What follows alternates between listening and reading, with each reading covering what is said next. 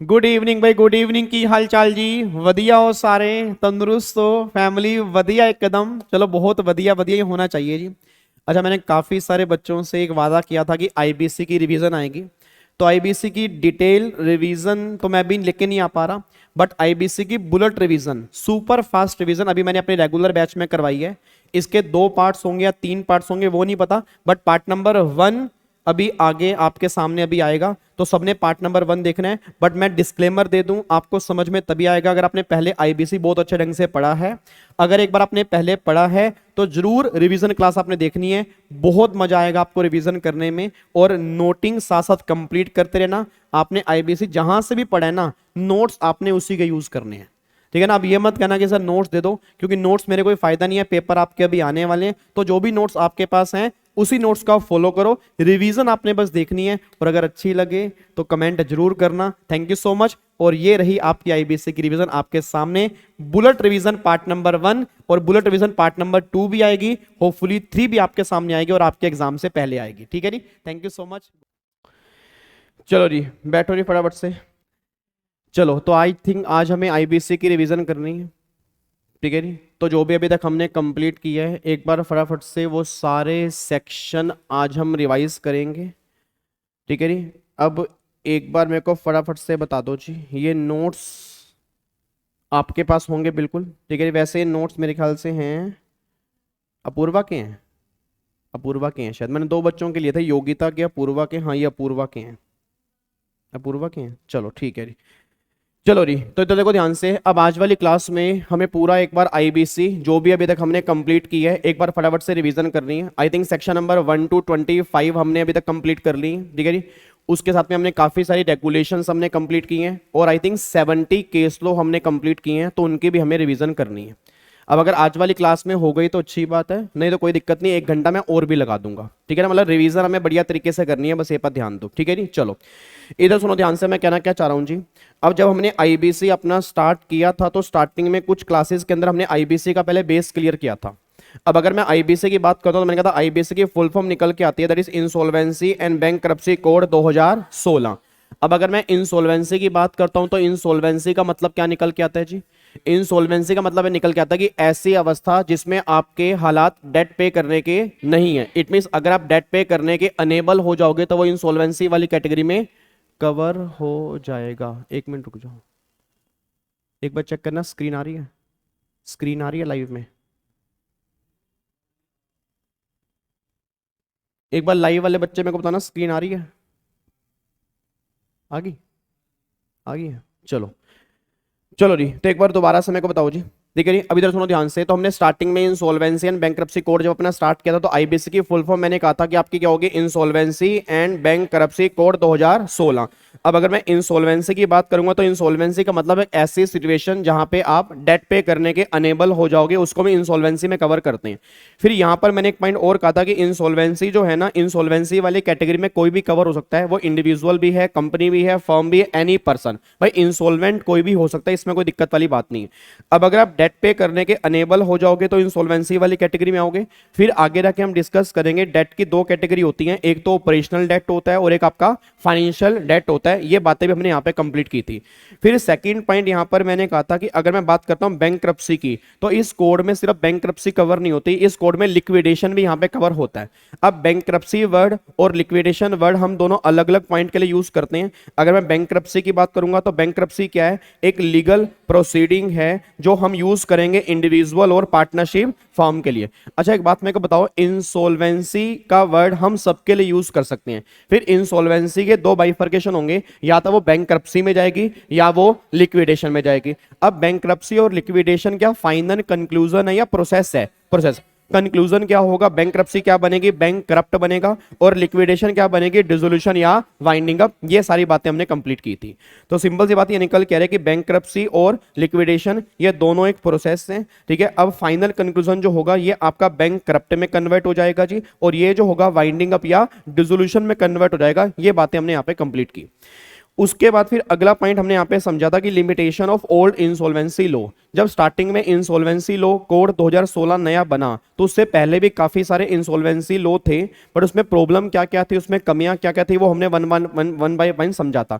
सबसे पहला पॉइंट मैंने कहा था फ्रेगमेंटेड प्रोसेस, कि आपके बहुत सारे अलग अलग प्रोसेस थे, इंडिविजुअल पार्टनरशिप फर्म कंपनी के लिए अलग अलग रूल्स होते थे, इसलिए इंसॉल्वेंसी केस में दिक्कत आती थी। और आपको मैंने कहा भी था कि 4 से 5 साल इंसॉल्वेंसी को रिजोल्व करने में लग जाते थे उस टाइम की अगर मैं बात करूं तो ये सबसे बड़ी प्रॉब्लम थी। सेकंड फिर मैंने कहा टाइम कंज्यूमिंग प्रोसेस, वही आपके 4 से 5 साल लगते थे, उसमें टाइम काफी लगता था। बट अगर मैं आईबीसी की बात करता हूं 180 डेज प्लस में 90 डेज प्लस में टोटल 330 डेज में इंसॉल्वेंसी रिजोल्व होती है, तो इसमें टाइम की लिमिटेशन है कि इतने टाइम में इंसॉल्वेंसी आपको रिजोल्व करनी है। अगला पॉइंट फिर मैंने कहा था कि आपका क्रेडिटर हिरार्की कंफ्यूजन, कि पेमेंट कैसे करनी है वो पहले फिक्स नहीं था। याद करो आईबीसी के अंदर वाटरफॉल अरेंजमेंट है कि आपको ऐसे ऐसे पेमेंट करनी होगी, गवर्नमेंट ने फिक्स किया हुआ है, जबकि पुराने इंसॉल्वेंसी लॉ के अंदर ऐसा कुछ फिक्स नहीं था। ये बातें हमने कंप्लीट की। अगला फिर आ रहा है परसिस्टिंग नॉन वायबल कंपनी। आपको मैंने कहा था ओल्ड इंसॉल्वेंसी में क्या था, रिजोल्यूशन पे ध्यान कम देते थे, रिवाइवल पे ध्यान ज्यादा देते थे। इट मींस वो कंपनी रिवाइव करना चाहिए, चाहे वो कंपनी लॉस मेकिंग है, वो कंपनी खुद कह रही है कि मैं आगे नहीं चल सकती, फिर भी हम कोशिश करते थे कि वो कंपनी चलती रहे। बट आईबीसी में गवर्नमेंट ने क्या किया, आईबीसी में इसको रिजोल्व करने की कोशिश की है। अगर रिजोल्व नहीं होता देन फिर लास्ट में क्या हो जाएगा, वाइंडिंग अप। ये बातें हमने यहाँ पे देखी हैं। उसके बाद मैंने कहा था अगली प्रॉब्लम निकल के आती है क्रॉस बॉर्डर इंसॉल्वेंसी गैप। अब क्रॉस बॉर्डर का मतलब सिंपल सी बात निकल के आती है कि अगर मान लो इंडिया से बाहर या इंडिया में अगर बॉर्डर चेंज हो रहा है, उस केस में इंसॉल्वेंसी अगर हो रही है, तो पुराने लॉ के अंदर इसके अंदर कोई स्पेशल प्रोविजन नहीं थे, बट अब आईबीसी कोड में क्रॉस बॉर्डर इंसॉल्वेंसी के प्रोविजन आ चुके हैं, तो ये पॉइंट यहां पे इंसर्ट हुआ है। देन फिर अगर निकल कह रहा है हाई लिटिगेशन कॉस्ट। अब सिंपल सी बात है, लिटिगेशन कॉस्ट इंक्रीज क्यों होगी, क्योंकि अगर प्रॉपर प्रोविजन नहीं होंगे तो लिटिगेशन होगी। अब मान लो इंडिविजुअल है, कंपनी है, फर्म है, उसको कहां पे जाना है, किस एक्ट में जाना है, अगर ये नहीं पता होगा तो कहीं ना कहीं लिटिगेशन होगी और लिटिगेशन कॉस्ट भी हमारी इंक्रीज होगी। अगला पॉइंट फिर फोकस ऑन रिवाइवल। वही पॉइंट है कि रिवाइवल पर फोकस था, रिजोल्यूशन पर फोकस नहीं था। ये लिमिटेशन थी सारी की सारी ओल्ड इंसॉल्वेंसी लॉ के अंदर। फिर लास्ट में लिमिटेड क्रेडिटर राइट। अब एक बात मेरे को बताओ, हम आईबीसी के टोटल 25 सेक्शन कंप्लीट कर चुके हैं। अब हमने सेक्शन 21 कंप्लीट किया, याद करो सीओसी का। लास्ट क्लास में 24 कंप्लीट किया सीओसी की मीटिंग का।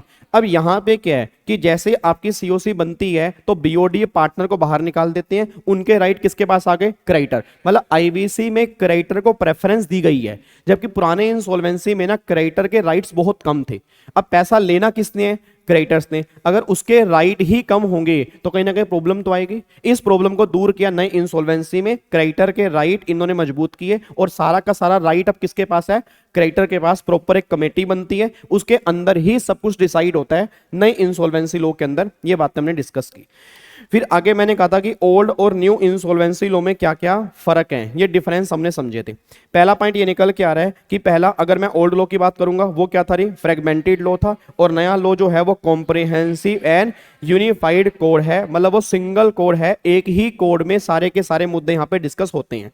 अगला point time involve in solution. यहाँ पे टाइम कंज्यूमिंग ज्यादा था, लेंदी बहुत ज्यादा था। यहाँ पे 4 से 5 साल लगते थे, यहाँ पे टाइम बाउंड है। टाइम बाउंड मतलब 180 डेज प्लस में 90 डेज प्लस टोटल 330 डेज में फाइनल कंक्लूजन हमें यहाँ पे देना है।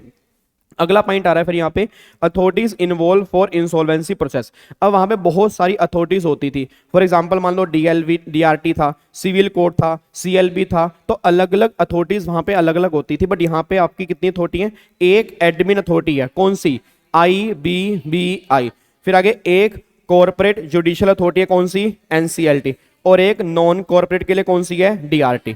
तो यहाँ पे मेनली बात क्या है कि अगर आप कॉर्पोरेट पर्सन हो तो आप NCLT के पास जाओगे, अगर आप नॉन कॉर्पोरेट तो आप DRT के पास जाओगे। ये पॉइंट हमने वहां पे समझा। अगला फिर यहाँ पे निकल के आ रहा है मोरिटोरियम। याद करो मैंने कहा था मोरिटोरियम का मतलब होता है एक तरह का cooling period, that is statue period. It means पुराने इंसॉल्वेंसी लॉ के अंदर ऐसा नहीं था। मतलब अगर कोई कंपनी इंसॉल्वेंसी में चली गई तो ऑटोमेटिकली मोरिटोरियम नहीं लगता था, लगाना पड़ता था। बट यहां पे क्या है, जैसे ही कंपनी इंसॉल्वेंसी की एप्लीकेशन में गई तुरंत मैंने कहा था कि मोरिटोरियम लग जाएगा। उस केस में याद आ रहा है CIRP कमेंसमेंट डेट पर ही क्या लग जाता है, मोरिटोरियम। मतलब उस कंपनी के अगेंस्ट अब तुम कुछ नहीं कर सकते, ये आपका नई इंसॉल्वेंसी लॉ में आता है। अगला फिर क्रेडिटर के राइट। अब पुराने लोग के अंदर राइट उसके क्या थे, लिमिटेड थे, और यहाँ पे राइट उसके ज्यादा हैं। प्रॉपर सी बात है, सीओसी यहाँ बनती है, सारे राइट क्रेडिटर के पास नॉर्मली यहाँ पे होते हैं। आगे फिर इंसॉल्वेंसी प्रोफेशनल का रोल पहले नहीं था, अब इंसॉल्वेंसी प्रोफेशनल का रोल बहुत ज्यादा है, ये नए इंसॉल्वेंसी लॉ के अंदर यहाँ पे निकल के आता है।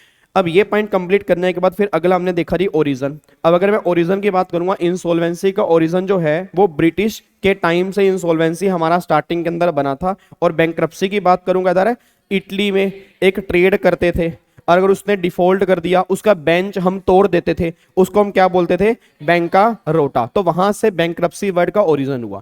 फिर यहाँ पे याद करो, इंसॉल्वेंसी के लिए एक तो प्रेसिडेंसी टाउन इंसॉल्वेंसी एक्ट 909 बना, फिर आगे क्या बना, प्रोविजनल एक्ट 1920, फिर धीरे धीरे आपका कंपनीज एक्ट हो गया, सिक्का हो गया, पार्टनरशिप हो गया, कंपनीज एक्ट हो गया, सारफेसी हो गया। मतलब बहुत सारे एक्ट आपके इंसॉल्वेंसी रिजोल्व करने के लिए पुराने जमाने के अंदर बने थे। फिर क्या हुआ, इन सबको हटाकर अब एक नया कोड बन गया, आईबीसी कोड 2016, जिसके अंदर ऑलमोस्ट सारी की सारी इंसॉल्वेंसी की बातें निकल के आती हैं। नेक्स्ट पॉइंट फिर हमने यहाँ पे समझा कि पर्पस ऑफ लॉ, इस लॉ का पर्पस क्या है। तो सिंपल सी बात है, पहला पर्पस है प्रोवाइड रेजोल्यूशन, रेजोल्यूशन प्रोवाइड करना, और दूसरा create a platform for negotiation, कि आपस में बैठ के नेगोशिएशन कर सकते हो कि तुम्हें कितनी पेमेंट करनी है। ये सारी की सारी बातें इंसॉल्वेंसी लॉ के अंदर आती हैं। फिर अगला पॉइंट निकल के आ रहा है, रिलेशनशिप बिटवीन इंसॉल्वेंसी, बैंक्रप्सी और लिक्विडेशन, इन तीनों के बीच में क्या रिलेशनशिप है। अब मैं कोई एक बात बताऊं, अगर मैं इंसॉल्वेंसी की बात करूंगा जी, अब इंसॉल्वेंसी के अंदर मैंने पहले भी कहा था, इंसॉल्वेंसी एक सिचुएशन है, इंसॉल्वेंसी एक अवस्था है जो किसी के साथ भी हो सकती है। अगर कोई डेट आपका ड्यू है एंड पेबल है, और उसको पे करने के आप अनेबल हो जाते हो, तो आप क्या बन जाते हो, इंसॉल्वेंसी वाली कैटेगरी में आ जाते हो। ये सारी बातें आपकी इंसॉल्वेंसी में लिखी हैं। इंसॉल्वेंसी इंडिविजुअल के लिए भी हो सकती है, इंसॉल्वेंसी कंपनी के लिए भी हो सकती है, insolvency partnership firm, AOP, BY, local authority, whatever, any person जो है वो इंसॉल्वेंसी में कवर हो सकता है। ये बात ध्यान देना। फिर अगला पॉइंट यहां पे निकल के आ रहा है, बैंक्रप्सी। अब बैंक्रप्सी का मतलब क्या है, एक कोर्ट का ऑर्डर आ गया कि अब तुम इंसॉल्वेंट हो चुके हो, वो बैंक्रप्सी में आएगा। बट ये बैंक्रप्सी हम यूज किसके लिए करेंगे, इंडिविजुअल और फर्म। उसके बाद ये एक प्रोसेस है, अब जब ये प्रोसेस कंप्लीट नहीं होगा तो फिर लास्ट में क्या आएगा, बैंकक्रप्ट। ये पॉइंट हमने कंप्लीट किया। अगला फिर पॉइंट यहां पे निकल के आता है, लिक्विडेशन। अब लिक्विडेशन को नॉर्मली प्रैक्टिकल लाइफ में हम नॉर्मली वाइंडिंग अप भी कई बार बोल देते हैं, ठीक है जी। अब लिक्विडेशन जो वर्ड हम यूज कर रहे हैं वो किसके लिए कर रहे हैं, कॉर्पोरेट पर्सन के लिए। और अगर मान लो लिक्विडेशन प्रोसेस हमारा फ्रूटफुल नहीं होगा तो फिर लास्ट में क्या हो जाएगा, वाइंडिंग अप या डिसोल्यूशन। ये बातें हमने यहाँ पे डिस्कस की थी, ये तीनों में रिलेशनशिप निकल के आता है। फिर यहाँ पे चेक करो, क्रक्स मैंने लिखवाया था आपको, insolvency is a common for both bankruptcy and liquidation, not able to pay debt as on when they become due. Insolvency is a state, bankruptcy and liquidation is a process, and bankrupt and winding up is a conclusion. ये सारी बातें हमने यहाँ पे समझी थी। फिर अगला पॉइंट निकल के आता है कॉन्स्टिट्यूशनल एस्पेक्ट, कि इंसॉल्वेंसी लॉ आया कहाँ से, मतलब संविधान में हमारे कहाँ से बना। तो याद करो, सबसे पहला पॉइंट, आईबीसी कोड बनाने वाली कौन है जी, parliament. Entry number 9, list number 3, आपकी 3 लिस्ट होती हैं, list number 1, list number 2, list number 1 में लॉ बनाने वाली कौन है, पार्लियामेंट। लिस्ट नंबर 2 में स्टेट, लिस्ट नंबर 3 में दोनों। अगर कन्फ्लिक्ट होगा तो प्रीवेल कौन करेगी, बट यहां पे बनाया किसने है, पार्लियामेंट ने। ये बातें हमने यहां पे डिस्कस की। आगे फिर इंट्रोड्यूस किया गया था लोकसभा में कब, 21 दिसंबर 2015। पास कब किया गया था, 5 मई 2016। राज्यसभा के अंदर पास कब किया गया, 11 मई 2016। और फाइनली प्रेसिडेंट ने साइन कब किए, 28 मई 2016। ये बातें हमने यहाँ पे डिस्कस की थी। फिर ये बातें कंप्लीट करने के बाद ना, अब यहाँ पे क्रक्स हमने यहाँ पे लिखा था। अब क्रक्स हमने क्या लिखा वो सुनो ध्यान से। अब मान लो एक बैंक है, अब यहां पर मैंने कहा था बैंक से लोन लेने वाले 2 लोग होंगे, या तो बैंक से लोन लेगा कोई कॉर्पोरेट पर्सन, या वो क्या लेगा, कॉर्पोरेट नॉन कॉर्पोरेट पर्सन।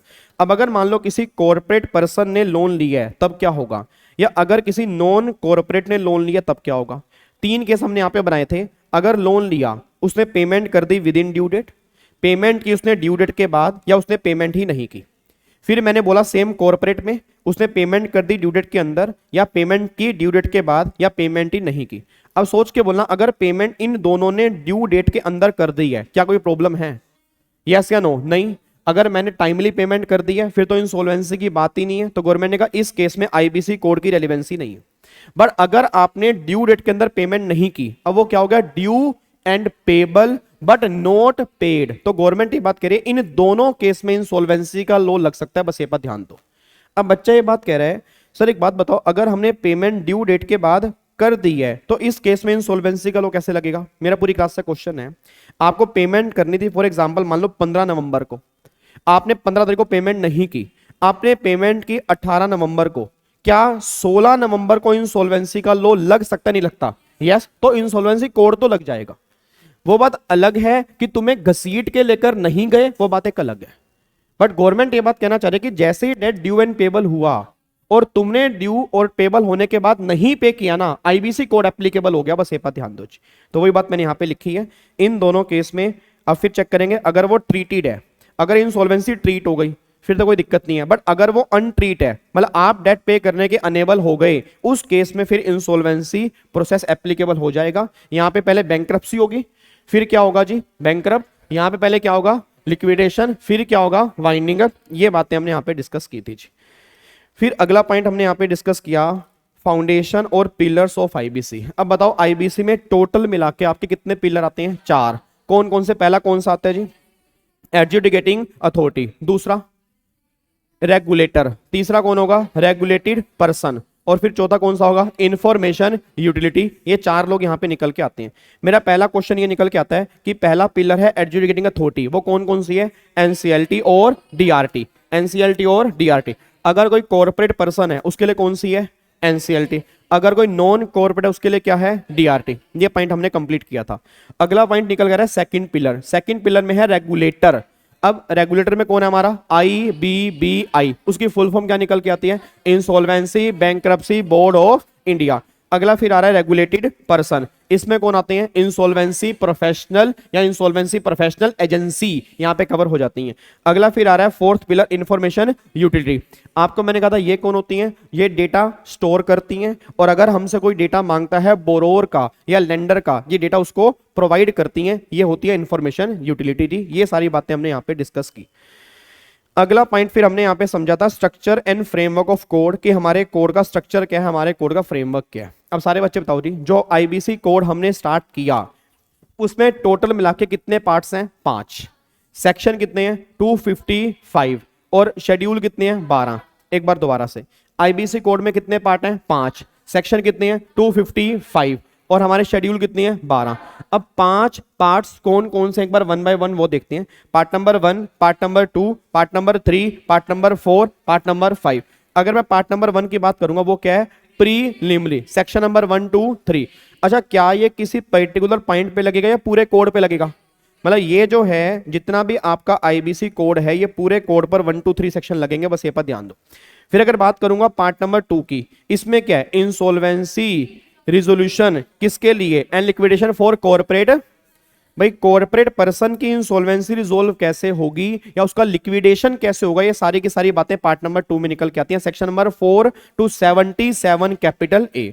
अच्छा, इसमें टोटल मिला के ना आपके 7 चैप्टर हैं, मतलब पार्ट 2 में टोटल मिला के 7 चैप्टर हैं। जैसे आपको याद आ रहा हो, सेक्शन नंबर 4 हमने किया, फिर हमने 5 हमने किया डेफिनेशन वाला, फिर हमने 6, 7, 8, 9, 10, 11 हमने किए। तो ये ना अलग अलग पार्ट्स में डिवाइड है, ये जो है ये अलग अलग पार्ट्स में डिवाइड है, और टोटल मिला के 7 चैप्टर्स हैं जिसमें हमारे ये सेक्शन कवर होते हैं, बस ये पर ध्यान दो। फिर हमारा पार्ट नंबर 3 निकल के आता है। पार्ट नंबर 3 में किसकी इंसॉल्वेंसी की बात हो रही है, इंडिविजुअल और पार्टनरशिप फर्म, सेक्शन नंबर 78 से लेकर 187। इसमें टोटल मिला के 6 चैप्टर हैं, बस ये पर ध्यान देना। तो उसमें 7 चैप्टर हैं, इसमें कितने चैप्टर हैं, 6। अगला फिर निकल के आता है पार्ट नंबर 4, इसमें किसकी बातें होती हैं, रिजोल्यूशन प्रोफेशनल, इंसॉल्वेंसी प्रोफेशनल, ये बातें जो होती हैं इसके अंदर निकल के आते हैं। इंसॉल्वेंसी प्रोफेशनल एजेंसी या इंसॉल्वेंसी प्रोफेशनल या इंफॉर्मेशन यूटिलिटी, ये होता है 188 से लेकर 223। इसमें टोटल मिला के 7 चैप्टर हैं। फिर अगर पार्ट नंबर 5 की बात करूंगा, ये किसका है, मिसलिनियस, सेक्शन 224 से लेकर 255, ये बातें निकल के आती हैं। एक बार मेरे को दोबारा से बोल दो जी।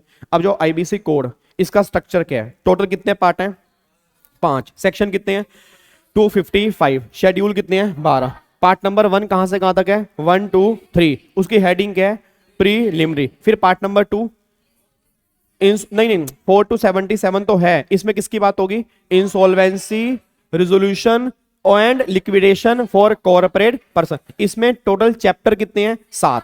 फिर पार्ट नंबर 3 78 to 187 किसकी इंसॉल्वेंसी रिजोल्व हो रही है? इंडिविजुअल और पार्टनरशिप फर्म। इसमें कितने चैप्टर हैं? 6।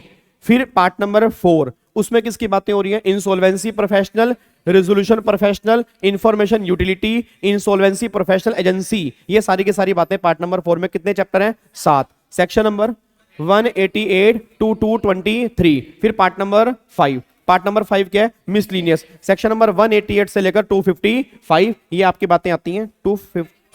224 से लेकर 255 ये आपकी बातें यहां पे निकल के आती हैं। अब यहां पे फिर अगला एक पॉइंट हमने समझा था कि वाइंडिंग अप का कॉन्सेप्ट क्या है। अब वाइंडिंग अप के अंदर मैंने कहा था कि वाइंडिंग अप 2 तरह का होता है। कौन कौन सा? एक तो वॉलंटरी और एक कंपलसरी। अब जब वॉलंटरी वाइंडिंग अप होता है ना, ये अब आपका आईबीसी कोड के अंदर है। सेक्शन नंबर 59 जो है ये वॉलंटरी वाइंडिंग अप का है। फिर कंपलसरी वाइंडिंग अप के 2 केस होते हैं जी। अब कंपलसरी वाइंडिंग अप गवर्नमेंट कह रही है आप ये चेक करो किस ग्राउंड पे हो रहा है। अगर वो इस ग्राउंड पे हो रहा है कि आप डेट पे करने के अनेबल हो, बट हाँ अगर आप डेट पे करने के अनेबल हो, ड्यू एंड पेबल है बट आप क्या हो चुके हो? अनेबल, तो आपकी वाइंडिंग अप किस में होगी? आईबीसी कोड 2016 में। और याद करो फिर मैंने कहा था एक सेक्शन है 271 कंपनीज एक्ट में, उसमें जितने भी बैलेंस ग्राउंड्स हैं उसकी आपकी अगर वाइंडिंग अप करना है वो कहां पे होगी? कंपनीज एक्ट 2013 में। ये बातें हमने यहां पे कंप्लीट की थी। तो बहुत ध्यान से आपको दिमाग में लेके चलना है कि वाइंडिंग अप कंपनीज एक्ट के अंदर भी है, वाइंडिंग अप आईबीसी के अंदर भी है। कौन सा वाइंडिंग अप आईबीसी के अंदर है? एक तो वॉलंटरी, कंपलसरी वाला भी है बट कौन से वाला? अनेबल टू पे डेट। बाकी सब कहां पे है? कंपनीज एक्ट 2013 में। ये बातें आपके यहां पे निकल के आती हैं। अगला पॉइंट फिर हमने यहां पे किया जी। अब यहां पे आ जाओ पार्ट नंबर 1। अब पार्ट नंबर 1 में आओ जी। Insolvency bankruptcy code 2016। यहां से हमारा मेन सेक्शन नंबर 1 हमने स्टार्ट किया था। अब बताओ एक बार सेक्शन नंबर 1 की हेडिंग क्या निकल के आती है जी? Short, title, extend and commencement. सबसे पहले बताओ इस कोड का नाम क्या है? Insolvency and bankruptcy code 2016। ये कोड एप्लीकेबल कहां पे होगा? Whole over India including JNK। आपको मैंने पहले भी कहा था कि JNK पर पहले पार्ट नंबर 3 एप्लीकेबल नहीं होता था, बट अब अमेंडमेंट आ चुकी है, अब पूरा का पूरा कोड JNK पर भी एप्लीकेबल होगा। तो अब आंसर बनेगा all over India including JNK। फिर इसका सब सेक्शन नंबर 3 ये इंपॉर्टेंट था जी। यहां पे लिखा था कि it shall came into the force on such date as the central government by notification in the official gazette appoint. अब सोच के बोलो प्रेसिडेंट ने साइन कब किए थे? 28 मई 2016। क्या उसी दिन से ये कोड एप्लीकेबल हो गया था? नहीं। पावर किसको डेलीगेट की गई थी? सेंट्रल गवर्नमेंट को। वो क्या निकालेगा? नोटिफिकेशन। जैसे जैसे वो नोटिफिकेशन निकालेगा वैसे वैसे कोड एप्लीकेबल होता रहेगा। तो सिंपल सी बात है 28 मई को साइन हुए थे बट 28 मई को ये सारा कोड इफेक्ट में नहीं आया था। अलग अलग डेट नोटिफिकेशन से आई होंगी, उसके अकॉर्डिंग जो हुआ होगा ये कोड एप्लीकेबल हुआ होगा। ये सारी बातें हमने यहां पे डिस्कस की थी। उसके बाद फिर आ जाओ सबसे इंपॉर्टेंट सेक्शन जो था that is section number 2 application of the IBC code. अब एक बात मेरे को बताना, अगर मैं एप्लीकेशन की बात करता हूं, टोटल मैंने कहा था यहां पे 7 लोग आते हैं जिन पर ये कोड एप्लीकेबल होता है। अब 7 लोग कौन कौन से हैं? पहला एक तो कंपनी जो इनकॉर्पोरेट है, कंपनीज एक्ट 2013 में उस पर यह कोड लगेगा। फिर दूसरा मैंने कहा था ऐसी कंपनी जो इनकॉर्पोरेट तो कंपनीज एक्ट में है but govern by special act, उस पर भी एक कोड एप्लीकेबल होता है। जैसे एग्जांपल के लिए मैंने कहा था इलेक्ट्रिसिटी कंपनी हो गई, टेलीकम्युनिकेशन कंपनी हो गई, BSC, NSE, बैंकिंग कंपनी हो गई। ये इनकॉर्पोरेट तो कंपनीज एक्ट में है but govern by special act है, इन पर भी कोड एप्लीकेबल होगा। अगला पॉइंट फिर निकल के आता है किस पे लगेगा जी? और LLP पे लगेगा। फिर अदर बॉडी कॉर्पोरेट इस पे लगेगा जी। अगला फिर क्या आता है? Personal guarantor to corporate debtor, इस पर एप्लीकेबल होगा। अगला फिर आ रहा है पार्टनरशिप फर्म, इस पे लगेगा। और फिर लास्ट में individual other than person covered in point number 5, इसको छोड़ के जो बाकी इंडिविजुअल होंगे उस पर भी कोड लगेगा। अब सारे बच्चों मेरे को बोल देना जी। मेरा क्वेश्चन ये है, जब हमने आईबीसी स्टार्ट किया था बिल्कुल स्टार्टिंग में, आपको मैंने कहा था कि 2 लोग मेनली होते हैं, एक तो होता है डेटर, एक होता है क्रेडिटर। डेटर कौन होता है? पैसा लेने वाला या देने वाला? लेने वाला। और क्रेडिटर कौन होता है? पैसा देने वाला। तो अच्छा डिफॉल्ट कौन करेगा? देने वाला या जिसने पैसे लिए हैं? लिए, डिफॉल्ट वही करेगा। तो जो डिफॉल्ट करेगा उसकी इंसॉल्वेंसी हमें रिजोल्व करनी है। तो उसकी इंसॉल्वेंसी हमें रिजोल्व करनी है तो आईबीसी कोड डेटर क्रेडिटर दोनों पर एप्लीकेबल होगा या डेटर पर लगेगा? डेटर पर। तो ये लोग कौन है, ये डेटर हैं या क्रेडिटर हैं? डेटर। ये कौन है? डेटर।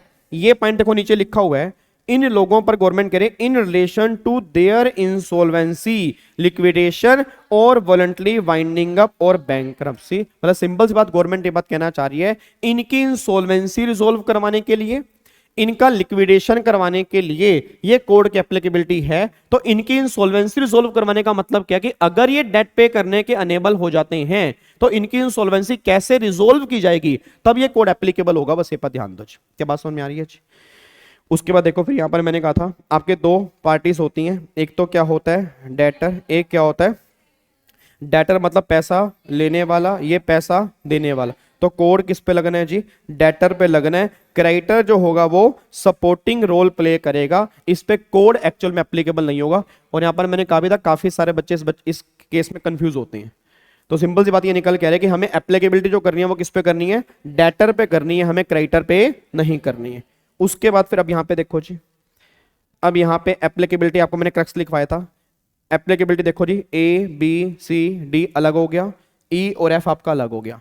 अगर कोई कंपनी इनकॉर्पोरेट है अंडर कंपनीज एक्ट, चाहे govern by companies act, govern by special act, उस पे ये कोड लगेगा। फिर एलएलपी पे लगेगा, other body corporate under any law इस पे लगेगा, और personal guarantor of corporate debtor इस पे भी कोड एप्लीकेबल होगा। अच्छा एक बात मेरे को बताना, अब जो इन पे कोड एप्लीकेबल होगा तो इनकी इंसॉल्वेंसी रिजोल्व करने के लिए पार्ट नंबर 2 पिक्चर में आएगा या पार्ट नंबर 3 आएगा? Part number 2 section number 4 to 77 यहां पर हमने डिस्कस करें हैं। फिर मैंने कहा था कि आपका पार्टनरशिप फर्म है और इंडिविजुअल है, इनकी इंसॉल्वेंसी कैसे रिजोल्व होगी? Part number 3 section number 78 to 187 यहां पे निकल के आते हैं, बात ध्यान दो। अच्छा एक बात और बताओ, अब जो पर्सनल गारंटर है, पर्सनल गारंटर कॉर्पोरेट डेटर का, क्या ये इंडिविजुअल होगा? नहीं होगा? यस। बट इंडिविजुअल की इंसॉल्वेंसी तो पार्ट नंबर 3 में रिजोल्व होती है, बट क्या इसकी इंसॉल्वेंसी फिर भी पार्ट नंबर 2 के अंदर आएगी? नहीं आएगी? यस। याद करो सेक्शन 60 सब सेक्शन 2 ये बात कहता है कि जो पर्सनल गारंटर है उसको भी हम एनसीएलटी के पास लेके जाएंगे, मतलब उस पे पार्ट नंबर 2 की एप्लीकेबिलिटी होगी, पार्ट नंबर 3 की एप्लीकेबिलिटी नहीं होगी। ये पॉइंट हमने यहां पे कंप्लीट किया था जी। तो अब जाके हमारा सेक्शन नंबर 2 हो गया जी। अब यहां पे हमने अपना स्टार्ट किया था, ये लिंकिंग तो एक बार छोड़ दो। अब यहां पे एक बार देखो, before part number 2 conclusion of section 2 with 37 and section 62। देखो यहां पे हमने क्या लिखा था, एक तो company govern by special act, LLP, body corporate और पर्सनल गारंटर, और फिर फर्म और इंडिविजुअल। अब गवर्नमेंट ने कहा इसकी इंसॉल्वेंसी रिजोल्व करेंगे under part number 2 that is section 4 to 77, और इनकी इंसॉल्वेंसी रिजोल्व करेंगे अंडर पार्ट नंबर 3 78 to 187। ये पॉइंट हमने यहाँ पे लिखा था जी। डन है।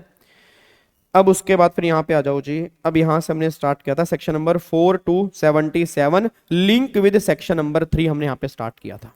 और यहां पर आपको मैंने एक पॉइंट और भी कहा था कि मेजर जो इंसॉल्वेंसी के अंदर पोर्शन बनता है वो इसी में से बनता है, ठीक है ना। जो CIRP हमारा प्रोसेस है, मेजर क्वेश्चन जो बनेंगे वो उसके अंदर से बनेंगे, जो भी हमारा चल भी रहा है, ठीक है।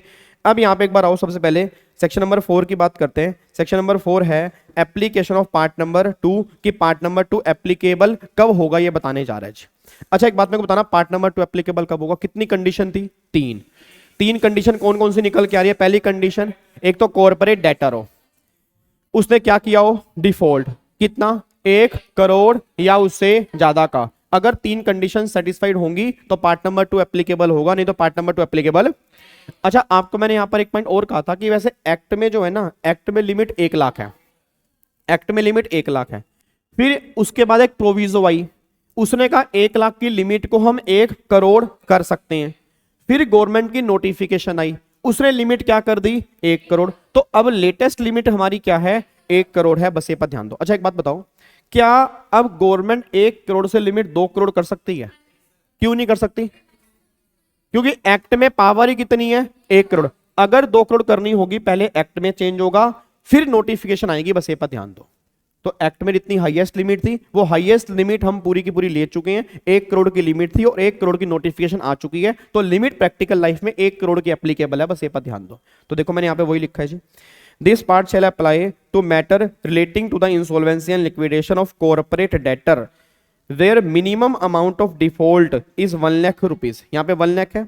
फिर central government has by notification on 24 March 2020 raise the threshold limit value of minimum amount default of 1 crore rupees. तो क्रक्स क्या निकल के आ रहा है, नई लिमिट एप्लीकेबल क्या होगी, 1 करोड़ रुपए की लिमिट एप्लीकेबल होगी। फिर यहां पे हमने क्रक्स लिखा था। अब एक बात मेरे को बताना, अगर एक कॉर्पोरेट डेटर है उसने डिफॉल्ट कर दिया 1 करोड़ से कम का, तो क्या आईबीसी कोड एप्लीकेबल होगा? नहीं। जब आईबीसी कोड एप्लीकेबल ही नहीं होगा तो पार्ट नंबर 2 की बात यहां पे नहीं आएगी। अच्छा, उसके बाद अगर 1 करोड़ या उससे ज्यादा है तो आईबीसी कोड लगेगा, पार्ट नंबर 2 शैल अप्लाई। और सेक्शन 7 यहां पे एक बार सही कर लेना, आई थिंक 9 लिखा होगा आपने, ठीक है ना, तो सेक्शन 7 कर लेना। Section 7 onwards process will start. याद करो सेक्शन 7 से हमारे प्रोसेस स्टार्ट होते हैं ना, फाइनेंशियल क्रेडिटर 7 में, 8 और 9 ओसी, फिर 10 वाला कॉर्पोरेट एप्लीकेंट वाला। तो सेक्शन 7 से हमारे प्रोसेस जो होंगे वो स्टार्ट हो जाएंगे, बस ये पर ध्यान दो। अच्छा, अब सुनो ध्यान से, मैं कहना क्या चाह रहा हूं। एक बात मेरे को बताओ, एक बच्चा ये बात कहता है, सर मान लो कोई कॉर्पोरेट डेटर है। अब अगर मान लो कोई भी कॉर्पोरेट डेटर है, उसने डिफॉल्ट किया, अब उसने डिफॉल्ट किया, फॉर एग्जांपल डिफॉल्ट किया 50 लाख का, तो उस पर कोड नहीं लगेगा, सिंपल सी बात है, क्योंकि 50 लाख पे कोड की बात ही नहीं है। अच्छा, बच्चा कहता है सर 50 लाख का डिफॉल्ट किया, उस पर कोड नहीं लगेगा, मतलब उसकी इंसॉल्वेंसी रिजोल्व नहीं होगी। बट क्या उस पर प्रैक्टिकल लाइफ में हम किसी भी कोर्ट में केस कर सकते हैं? केस कर सकते हो, आईबीसी कोड में नहीं आ सकते, बस ये पर ध्यान दो। अगला क्वेश्चन, मेरा क्वेश्चन ये आ रहा है, कंपनी है उसने डिफॉल्ट किया मान लो 80 लाख का, आपने कहा सर आईबीसी कोड नहीं लगेगा। मेरा क्वेश्चन ये, आपने ये क्यों कहा कि आईबीसी कोड नहीं लगेगा, पार्ट नंबर 2 नहीं लगेगा ना? क्या पता पार्ट नंबर 3 लग जाए, क्या पता पार्ट नंबर 3 लग पाएगा, नहीं लग पाएगा? नहीं, क्योंकि वो किसके लिए है, इंडिविजुअल और पार्टनरशिप फर्म, और यहां डिफॉल्ट किसने किया है, कंपनी ने। तो सिंपल सी बात, अगर पार्ट नंबर 2 नहीं है तो पूरा कोड ही एप्लीकेबल नहीं है, बस ये पर ध्यान दो। मैं इसलिए कह रहा हूं कि आपके दिमाग में कंफ्यूजन नहीं होनी चाहिए। पार्ट नंबर 2 लगेगा तो अच्छी बात है, नहीं लगेगा तो पार्ट नंबर 3 का मतलब ही नहीं है। Part number 3 only for individual और पार्टनरशिप फर्म। पार्ट नंबर 2 के लोग पार्ट नंबर 3 में नहीं जा सकते, पार्ट नंबर 3 वाले लोग पार्ट नंबर 2 में नहीं जा सकते। दोनों के अपने अपने कोड हैं, लगेंगे तो अच्छी बात है, नहीं तो फिर ये इस कोड से ही बाहर हो जाएंगे, फिर उनको प्रैक्टिकल लाइफ में किसी कोर्ट में जाना पड़ेगा, आईबीसी कोड एप्लीकेबल नहीं होगा जी। ये बात क्लियर है जी? तो ये हमारा सेक्शन नंबर 4 था जी। अब उसके बाद आओ यहां पे, अब उसने बोला कॉर्पोरेट डेटर और डिफॉल्ट। अब सारे बच्चे बोलना कॉर्पोरेट डेटर होना चाहिए। कॉर्पोरेट डेटर की डेफिनेशन कहां थी, सेक्शन नंबर 3 क्लोज नंबर 8 के अंदर। अब एक बार आ जाओ, कॉर्पोरेट डेटर की डेफिनेशन क्या थी, ये लो जी। अब देखो जी, कॉर्पोरेट डेटर मींस, बताओ कॉर्पोरेट डेटर मींस एक कॉर्पोरेट पर्सन जिसने क्या लिया हुआ है, डेट। तो सिंपल सी बात ये निकल कह रहे हैं कि अगर कोई कॉर्पोरेट पर्सन जिसने डेट लिया हुआ है वो क्या बन जाएगा, कॉर्पोरेट डेटर। तो देखो क्रक्स में क्या लिखा है, एक कॉर्पोरेट पर्सन जिसने डेट लिया हुआ है। अच्छा, डेट लिया हुआ है किससे, कॉर्पोरेट पर्सन से ही डेट लिया हो या डेट किसी भी पर्सन से ले सकता है? तो सोच के बोलना, पार्ट नंबर 2 किसकी इंसॉल्वेंसी रिजोल्व करवा रहा है, कॉर्पोरेट पर्सन की। तो डेटर का कॉर्पोरेट पर्सन होना जरूरी है, क्रेडिटर का कॉर्पोरेट पर्सन होना जरूरी है, या दोनों का कॉर्पोरेट पर्सन होना जरूरी है? सिर्फ डेटर का, सिर्फ डेटर। क्रेडिटर जो है वो कोई भी हो सकता है, बस ये पर ध्यान दो। तो सिंपल सी बात ये निकल क्या रहा है कि अगर एक इंडिविजुअल ने लोन दिया एक कंपनी को और कंपनी लोन देने से मना कर दे तो पार्ट नंबर 2 लग जाएगा। तो उसने क्लियरली बोला है, आपने डेट अगर कहीं से भी लिया है तो फर्क नहीं पड़ता, मतलब पैसा देने वाला कोई भी हो सकता है, लेने वाला जो होना चाहिए वो कॉर्पोरेट पर्सन होना चाहिए, तभी पार्ट नंबर 2 की बातें होंगी, बस ये पर ध्यान दो। क्या बात समझ में आ रही है? उसके बाद एक बारी फिर कॉर्पोरेट पर्सन में कौन आएगा, corporate person means a company जो 220 में है। अब सारे बच्चे बोल दो, कंपनी जो 220 में है, गवर्न बाय कंपनीज एक्ट या गवर्न बाय स्पेशल एक्ट, दोनों की दोनों कंपनी वैसे यहां पे आ जाएंगी। उसके बाद एलएलपी, फिर other person with limited liability, body corporate यहां पे आ गई, but shall not include financial service provider. तो सारे बच्चे बोल दो एफएसपी जो है, क्या एफएसपी कॉर्पोरेट पर्सन की डेफिनेशन में आती है, नहीं आती? नहीं आती। एफएसपी कॉर्पोरेट पर्सन की डेफिनेशन में, एक बार दोबारा बोला, एफएसपी कॉर्पोरेट पर्सन की डेफिनेशन में, बट एक सेक्शन 227 था, 227 ने कहा था कुछ एफएसपी को सेंट्रल गवर्नमेंट नोटिफाई कर सकती है जिन पे कोड एप्लीकेबल होगा। याद है 227? क्या सेंट्रल गवर्नमेंट ने कुछ एफएसपी नोटिफाइड की हैं? यस। उसने क्या किया है, एनबीएफसी और हाउसिंग फाइनेंस कंपनी। नहीं यार ये बात समझ यार, एनबीएफसी और हाउसिंग फाइनेंस, इसको छोड़ के जो एफएसपी होंगी उस पे कोड एप्लीकेबल, मतलब बैंक जो बैंक जो एनबीएफसी में कवर नहीं है वो बाहर है, जो बैंक एनबीएफसी में कवर नहीं है वो यहां से बाहर है। याद आ रहा है आपको? एफएसपी की दो कैटेगरी थी, एफएसपी की दो कैटेगरी मैंने करवाई थी, एक तो एफएसपी एनबीएफसी और एक अदर्स। अदर्स पे तो कोड एप्लीकेबल ही नहीं होगा। फिर एनबीएफसी में दो केस होंगे, या तो आपकी एसेट 500 करोड़ या उससे ज्यादा है, या 500 करोड़ से कम है। अगर 500 करोड़ से कम है तो उस पे एप्लीकेबल नहीं होगा, और अगर 500 करोड़ या उससे ऊपर है तो उस पे कोड एप्लीकेबल हो जाएगा, उसकी इंसॉल्वेंसी यहां पे रिजोल्व होगी। बस ये पर ध्यान दो। क्या बात समझ में आ रही है? तो देखो यहां पे हमने वही लिखा हुआ है, कॉर्पोरेट पर्सन मींस एक तो कंपनी, एलएलपी, अदर पर्सन, और फिर डज नॉट इंक्लूड में क्या आ गया? एफएसपी। अब देखो यहां पे फिर हमने क्या लिखा है, एफएसपी में दो केस होंगे, एनबीएफसी इंक्लूडिंग हाउसिंग फाइनेंस और अदर एफएसपी। जैसे बैंक हो गया, इंश्योरेंस कंपनी हो गया, इन्वेस्टमेंट कंपनी हो गया, सब यहां पे आ जाती है जी। अब इस पे तो गवर्नमेंट ने बोला पार्ट नंबर 2 एप्लीकेबल हो जाएगा। अब उसकी बात करते हैं। अब अगर उसकी बात करूंगा, देखो यहां पे दो केस लिखे हैं, other FSP not a corporate person, hence not covered under the definition of corporate debtor, hence IBC code shall not apply. Simple सी बात बस ये है। फिर अगला मैंने कहा था कि अगर एसेट का साइज 500 करोड़ या उससे ज्यादा है या 500 करोड़ से कम है। अगर 500 करोड़ से कम है, अगेन ये कॉर्पोरेट पर्सन नहीं है, जो कॉर्पोरेट पर्सन नहीं है वो कॉर्पोरेट डेटर नहीं है, जो कॉर्पोरेट डेटर नहीं है उस पे आईबीसी कोड एप्लीकेबल नहीं होगा। अगला फिर ये कॉर्पोरेट पर्सन हो गया, पर्सन हो गया तो क्या हो गया? कॉर्पोरेट डेटर हो गया। अगर डेटर हो गया तो पार्ट नंबर 2 एप्लीकेबल हो गया, तो सिर्फ इतने हिस्से पर पार्ट नंबर 2 एप्लीकेबल होगा। बस ये पर ध्यान दो। और मेरे को पता नहीं आपको याद आ रहा नहीं आ रहा, ये नोटिफिकेशन आई थी 18 नवंबर 2019 को, सेंट्रल गवर्नमेंट ने नोटिफाई किया था कि NBFC including housing finance company यहां पे कवर होंगी। बस ये पर ध्यान दो। बात समझ में आ रही है?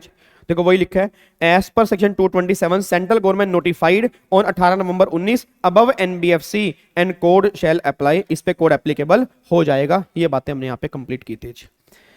अब एक बार मेरे को कंक्लूजन दो लास्ट टाइम, क्योंकि ये पॉइंट इंपॉर्टेंट है, इसमें से क्वेश्चन बन सकता है पक्का पक्का, ठीक है ना? अब देखो एक बात बताओ, सबसे पहले सेक्शन 4 की एप्लीकेबिलिटी कब होगी पहले वो बताओ। सबसे पहले क्या होना चाहिए? Corporate debtor. कॉर्पोरेट डेटर ने क्या किया हो? डिफॉल्ट। डिफॉल्ट कितने का किया हो? 1 करोड़ या उससे ज्यादा। एक बात मेरे को बताना बस, अगर डिफॉल्ट किया, डिफॉल्ट किया 1 करोड़ से कम का, क्या कोड लगेगा? नहीं लगेगा। रीजन बोलो क्यों नहीं लगेगा? क्योंकि सेक्शन 4 क्या बोलता है? डिफॉल्ट कितने का हो? 1 करोड़ या उससे। और अगर सेक्शन 4 नहीं है तो पार्ट नंबर 2 नहीं है। अगर पार्ट नंबर 2 नहीं है तो पार्ट नंबर 3 का तो मतलब ही नहीं है। पार्ट नंबर 3 में कौन आते हैं? इंडिविजुअल और फर्म। और तुम कौन हो? Corporate person. तुम पार्ट नंबर 3 में नहीं आ सकते। और अगर पार्ट नंबर 3 में नहीं, एक बच्चा कहता फिर क्या हो गया? पार्ट नंबर 4 में ले जाओ। क्या पार्ट नंबर 4 इंसॉल्वेंसी रिजोल्व करवाता है? नहीं।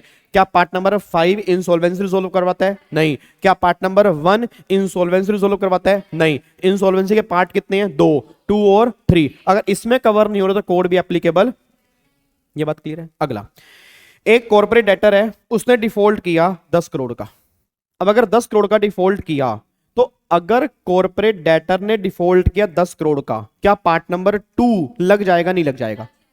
अब मुद्दा ही निकल क्या रहा है? कॉर्पोरेट डेटर का मतलब कौन होता है? ऐसा कॉर्पोरेट पर्सन जिसने क्या लिया हो? डेट। ऐसा कॉर्पोरेट पर्सन जिसने क्या लिया हो? डेट। किससे लिया हो? किसी भी पर्सन से लिया हो।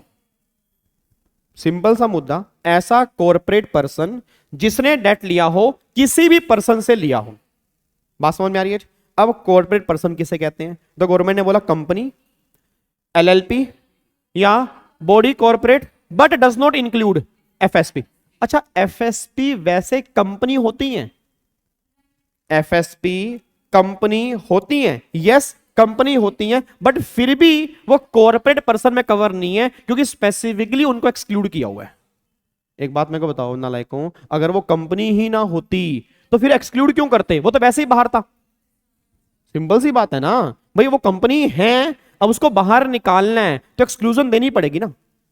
तो उसने बोला जी but does not include FSP. चलो एफएसपी बाहर हो गया। अब एफएसपी के बाहर होने का इफेक्ट क्या हुआ कि एफएसपी अब कॉर्पोरेट पर्सन नहीं है। अगर वो कॉर्पोरेट पर्सन नहीं है तो वो कॉर्पोरेट डेटर भी नहीं है। अगर वो कॉर्पोरेट डेटर नहीं है तो अगर वो इंसॉल्वेंट हो जाते हैं तो उनकी इंसॉल्वेंसी पार्ट नंबर 2 में नहीं आएगी। ये कंक्लूजन निकल के आ रहा है। अब एक बात बताओ, एफएसपी दिमाग में आता है, एफएसपी होते कौन है? तो एफएसपी का मतलब गवर्नमेंट ये बात कहती है कि जो फाइनेंशियल सर्विस देते हैं और फाइनेंशियल सर्विस रेगुलेटर के अंदर आते हैं।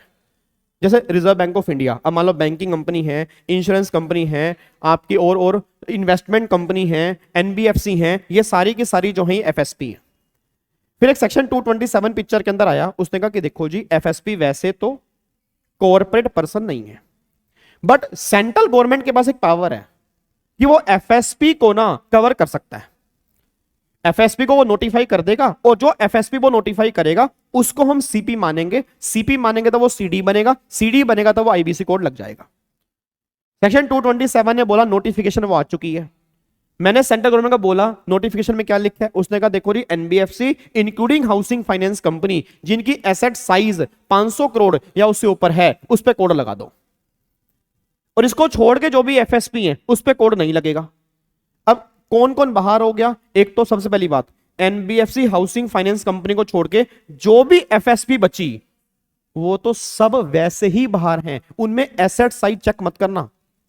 ऐसा मैं क्यों कह रहा हूं? एग्जाम में क्वेश्चन आ गया, एग्जाम में क्वेश्चन आ गया, एबीसी बैंक है, एबीसी बैंक है, वो एनबीएफसी नहीं है, उसकी एसेट साइज 1000 करोड़ की है, वो इंसॉल्वेंट हो गया, उसकी इंसॉल्वेंसी कैसे रिजोल्व होगी? नहीं होगी, वो एफएसपी है, वो एनबीएफसी नहीं है, उस पर कोड लग ही नहीं सकता। फिर जो एनबीएफसी है उसमें गवर्नमेंट ने क्या बोला, जिसकी एसेट साइज 500 करोड़ या उससे ऊपर की है उस पे कोड लगाना, मतलब अगर एसेट साइज 500 करोड़ से कम की है उस पे कोड एप्लीकेबल नहीं होगा। क्या बात समझ में आ रही है? अब मेरे को आंसर दे दो, ये जो बातें इन्होंने बोली हैं ये बातों में क्या बताना चाह रहे हैं? पैसा देने वाले ये लोग हों या पैसा लेने वाले ये लोग हों? ये एनबीएफसी किसकी बात हो रही है? एनबीएफसी ने पैसा लिया हुआ है उसकी बात हो रही है या पैसा दिया हुआ है उसकी बात हो रही है? लिया हुआ है। एक बात पूरे कोड में दिमाग में घुसा के रखना, हम कॉर्पोरेट डेटर की बातें कर रहे हैं, क्रेडिटर की बातें नहीं कर रहे हैं। और इसीलिए आपको अगर याद आ रहा हो, मैंने यहां पे आपको 10 एग्जाम्पल आगे रख के लिखवाए भी थे।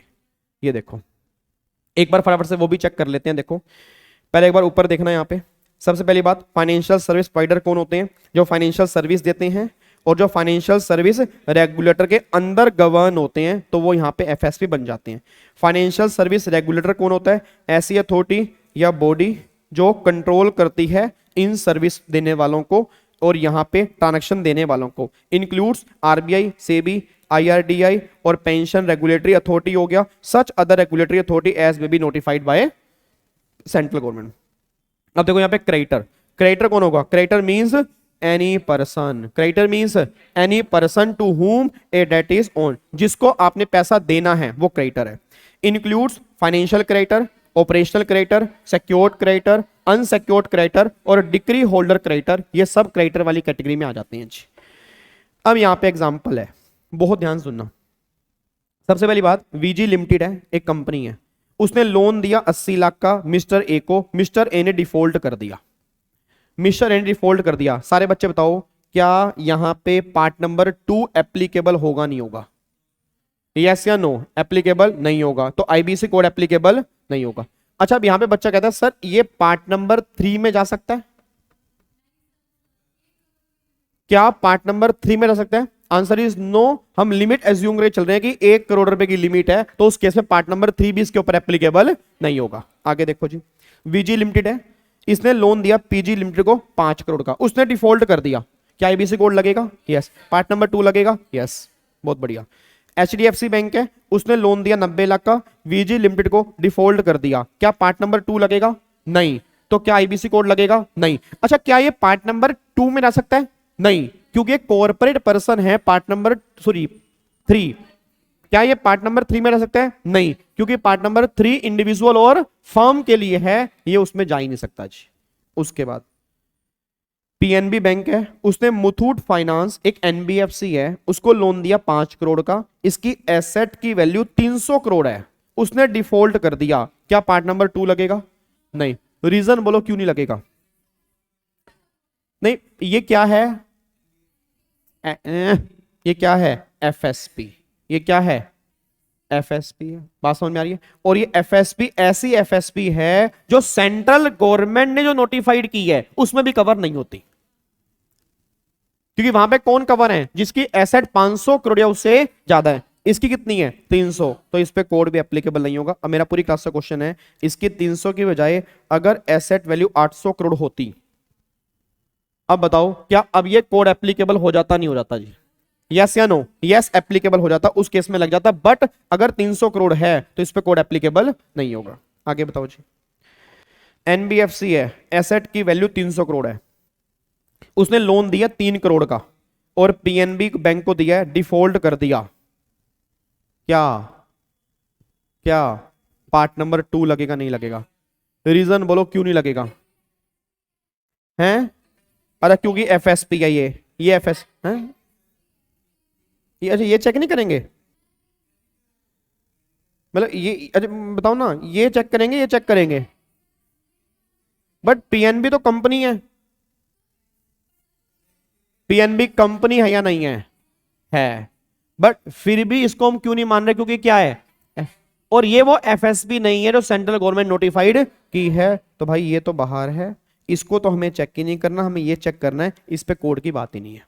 आगे देखो जी, अच्छा अब यहाँ पे एनबीएफसी एसेट की वैल्यू 600 करोड़ है, इसने लोन दिया 10 करोड़ का, रिलायंस कंपनी को इसने डिफॉल्ट कर दिया, क्या पार्ट 2 लगेगा, यस, क्या आईबीसी कोड लगेगा, अब सोच के बोल देना, मेरे ख्याल से इसलिए कोड लगेगा, इसलिए लगेगा क्योंकि इसकी वैल्यू 600 करोड़ है?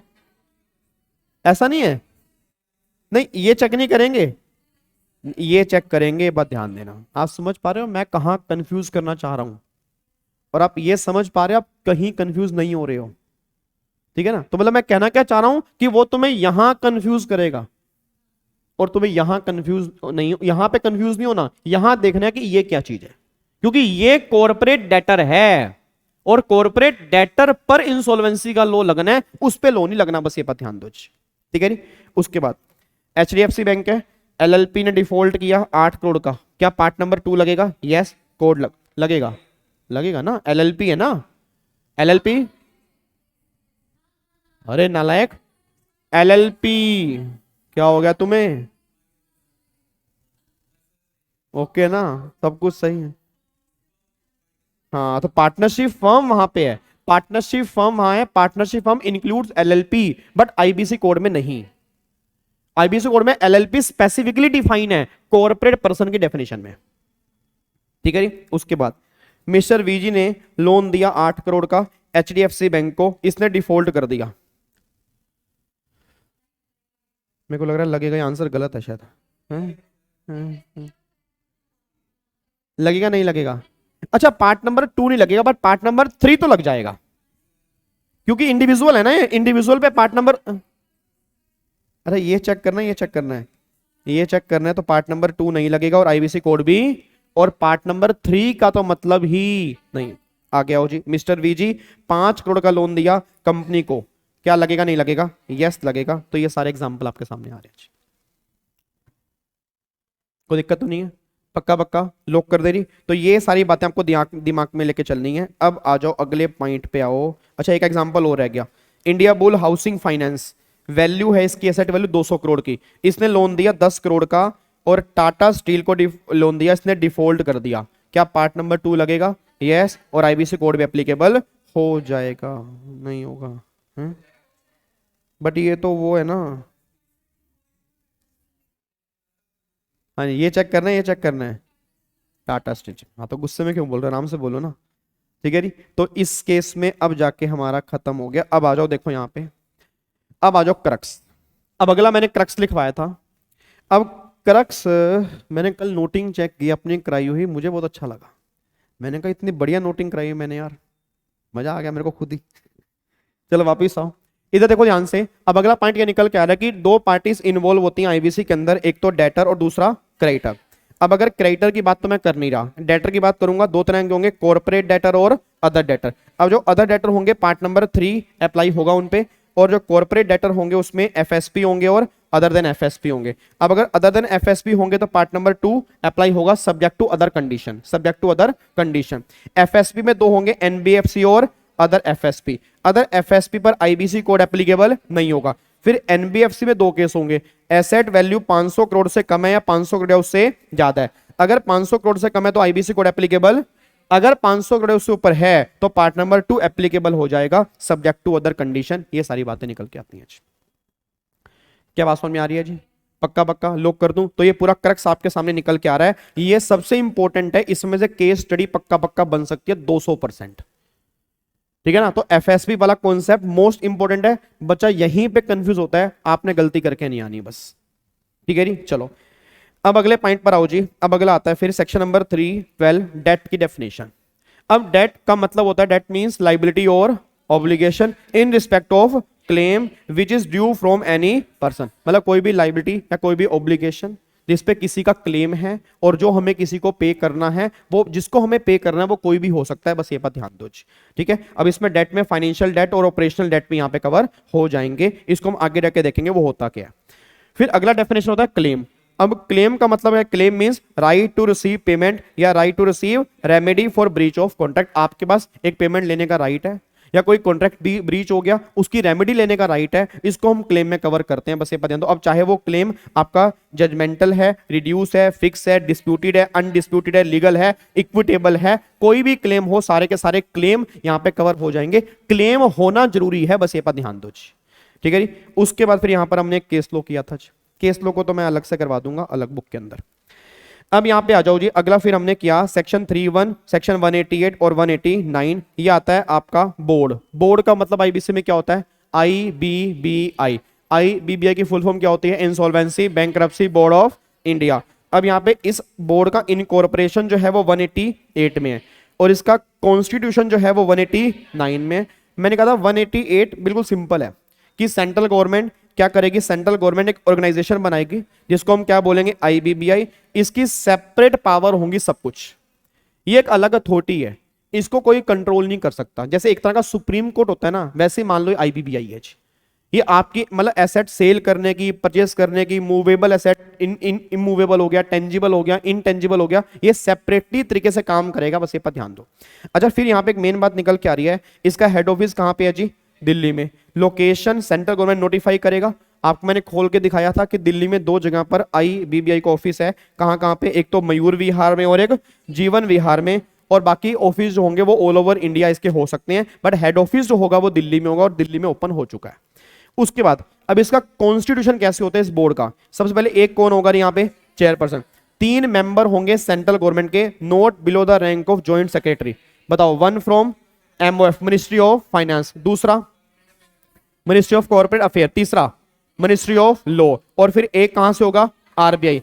और 5 central government will notified, out of 3 will be whole time member, और बाकी 2 जो होंगे वो पार्ट टाइम मेंबर यहां पे हो सकते हैं। ये आपका पूरा कॉन्स्टिट्यूशन है कि जो बोर्ड बनेगा उसमें क्या क्या होगा जी। ठीक है। उसके बाद फिर आओ जी, अब यहां पे सेक्शन नंबर 34 चार्ज। फिर गवर्नमेंट कह रही है charge means a legal claim. Charge का मतलब एक लीगल क्लेम है, और right created on the property on assets of any person or any of its undertaking or both. It may includes mortgage. Simple सी बात है, चार्ज का मतलब आपने एक चार्ज रखा हुआ है, एक मॉर्गेज है आपकी प्रॉपर्टी के ऊपर, इसको हम चार्ज बोलते हैं। उसके बाद इंसॉल्वेंसी प्रोफेशनल मींस, अब यहाँ पे एनरोलमेंट कहाँ पे होगी? सेक्शन 206 में, और रजिस्ट्रेशन कहाँ पे होगा? सेक्शन 207 में। फिर यहाँ पे 206 मैंने आपको लिखवाया था एनरोलमेंट का, और 207 यहाँ पे हमने डिस्कस किया था रजिस्ट्रेशन का। ठीक है। अच्छा, इसका मेरे ख्याल से एक डायग्राम मैंने आपको बनाया था जो मुझे याद आ रहा है, जो मैंने पूरा एक चार्ट बनवाया था आपको, ये वाला है ना? तो इसके अंदर ही आपको मैंने लिखवा दिया था। ठीक है जी, इसके अंदर ही आई थिंक मेरे को याद आ रहा है, मैंने आपको लिखवा दिया था। यहाँ पे ये डायग्राम जो है आपका यहाँ पे निकल के आ रहा है, ये रहा ना? ठीक है जी, नीचे, हाँ ये रहा ना यहाँ पे। तो एक बार ऐसा करते हैं, एक बार इसको फटाफट से गो थ्रू कर लेते हैं। इस डायग्राम के अंदर आपने क्या क्या किया था? इसके अंदर हमने काफी सारे सेक्शन, सब सेक्शन हमने इंटरलिंक किए थे हमने यहाँ पे। ठीक है जी। अब यहाँ पे एक बार चेक करना, देखो जी, यहाँ पे कॉर्पोरेट डेटर है, यहाँ पे कौन है? क्रेडिटर। इसने क्या दिया? डेट। डेट दिया इसको जी। अब 2 केस होंगे, इसने क्या कर दिया? Default. Default must be 1 crore और मोर बाय कॉर्पोरेट डेटर। अब अगर यहाँ पे डिफॉल्ट कर दे, डिफॉल्ट का मतलब क्या होता है, non payment of debt wholly और पार्टली, ठीक है जी। अब यहाँ पे क्रेडिटर की दो कैटेगरी होती है, फाइनेंशियल क्रेडिटर और operational creditor. Creditor means any person to whom a date is on, ठीक है। अब यहाँ पे ध्यान सुना, अब इसने लोन दिया किसको, कॉर्पोरेट डेटर को। कॉर्पोरेट डेटर का मतलब क्या होता है, एक ऐसा कॉर्पोरेट पर्सन जिसने क्या लिया हो, डेट।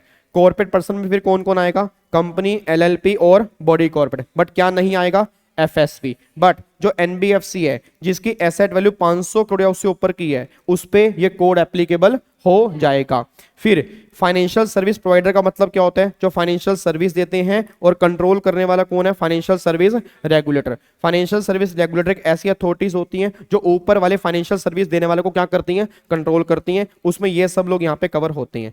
अब ये जो बातें यहाँ पे हैं, इन सबको कंट्रोल करने वाली एक एडमिन अथॉरिटी होती है जिसको हम क्या बोलते हैं, बोर्ड। बोर्ड को हम क्या बोलते हैं, आईबीबीआई यहाँ पे। अब फिर आईबीबीआई 188 और 189, वही 188 में क्या हो गया, इसका मतलब 188 में इसका रजिस्ट्रेशन हो गया, और 189 में क्या हो गया, कॉन्स्टिट्यूशन हो गया। ये बातें अभी हमने डिस्कस की हैं। फिर अगला एडजुडिकेटिंग अथॉरिटी निकल के आती है एनसीएलटी फॉर कॉर्पोरेट पर्सन, और फिर DRT for non corporate person. उस पर फिर इंसॉल्वेंसी प्रोफेशनल एजेंसी यहाँ पे means registered with IBBI section number 201। और यहाँ पे इंसॉल्वेंसी प्रोफेशनल जो होते हैं, इनको एनरोल किस में होना होता है, 206 में, और रजिस्ट्रेशन कहाँ पे होता है, 207। फिर इंफॉर्मेशन यूटिलिटी हमने किया था, means registered with IBBI section 210, याद करो, इंफॉर्मेशन यूटिलिटी 210 में एनरोल होती है। उसके बाद प्रिस्क्राइब का मतलब क्या है, प्रिस्क्राइब बाय रूल्स, और जहां पर भी स्पेसिफाइड आएगा तो स्पेसिफाइड बाय रेगुलेशन। ये बातें हमने यहाँ पे डिस्कस की थी। इसके बाद फिर हमने सेक्शन नंबर 201 भी देखा था, 206 भी देखा था, 207 भी देखा था, 210 भी देखा था। बट एग्जाम के लिए वो इतने काम के नहीं है, बट प्रैक्टिकल लाइफ में किस तरह से बोर्ड, इंसॉल्वेंसी प्रोफेशनल एजेंसी या इंसॉल्वेंसी प्रोफेशनल का रजिस्ट्रेशन होता है, वो सारी की सारी बातें आपके यहाँ पे निकल के आती हैं जो हमने यहाँ पे डिस्कस की थी। ठीक है जी। अब मैं वापस आ रहा हूँ जी यहाँ पे, तो यहाँ पे ये बातें आ रही हैं जी। अब उसके बाद इंफॉर्मेशन यूटिलिटी हो गया, प्रिस्क्राइब हो गया, रेगुलेशंस हो गया, स्पेसिफाइड हो गया, ये पॉइंट हमारा यहाँ पे हो गया जी। अब यहाँ पे ये इंटरलिंकिंग वाली बातें मैंने आपको बता दी हैं, ये सारी इंटरलिंकिंग हो चुकी है। ये देखो, ये मैं लिखवाया था आपको, रजिस्ट्रेशन ऑफ आईपीए और इंफॉर्मेशन यूटिलिटी, ये इन दोनों का सेम था बिल्कुल। अगर आपको याद आ रहा, इन दोनों का बिल्कुल सेम था। एक बार रीड कर लेते हैं। File application to the board, आप बोर्ड को एप्लीकेशन फाइल करते हो, फिर board shall issue a acknowledgement within 7 days of its receipt. Board क्या करेगा, एक्नॉलेजमेंट इशू कर देगा। On receipt of application board में एक्सेप्ट और रिजेक्ट। फिर before rejection board will give show cause notice to applicant. Every order of board shall communicate to applicant within 15 days। फिर अगला point निकल के आ रहा है, after all verification board may issue certificate of registration. Board may suspend or cancel the registration on the basis of following grounds. ये cancel भी कर सकता है, किस ग्राउंड पर जी, it has obtain by making false statement or misrepresentation. उसके बाद fail to comply with the requirement of the regulation mode made by board, और अगर कॉन्ट्रावेंट कर दिया आपने कोई प्रोविजन, तो उस केस के अंदर भी बोर्ड क्या करेगा, इसको कैंसिल कर देगा। ये सारी बातें हमने यहाँ पे कंप्लीट की थी, ठीक है जी। अब उसके बाद यहाँ पे आ जाओ स्टेजेस।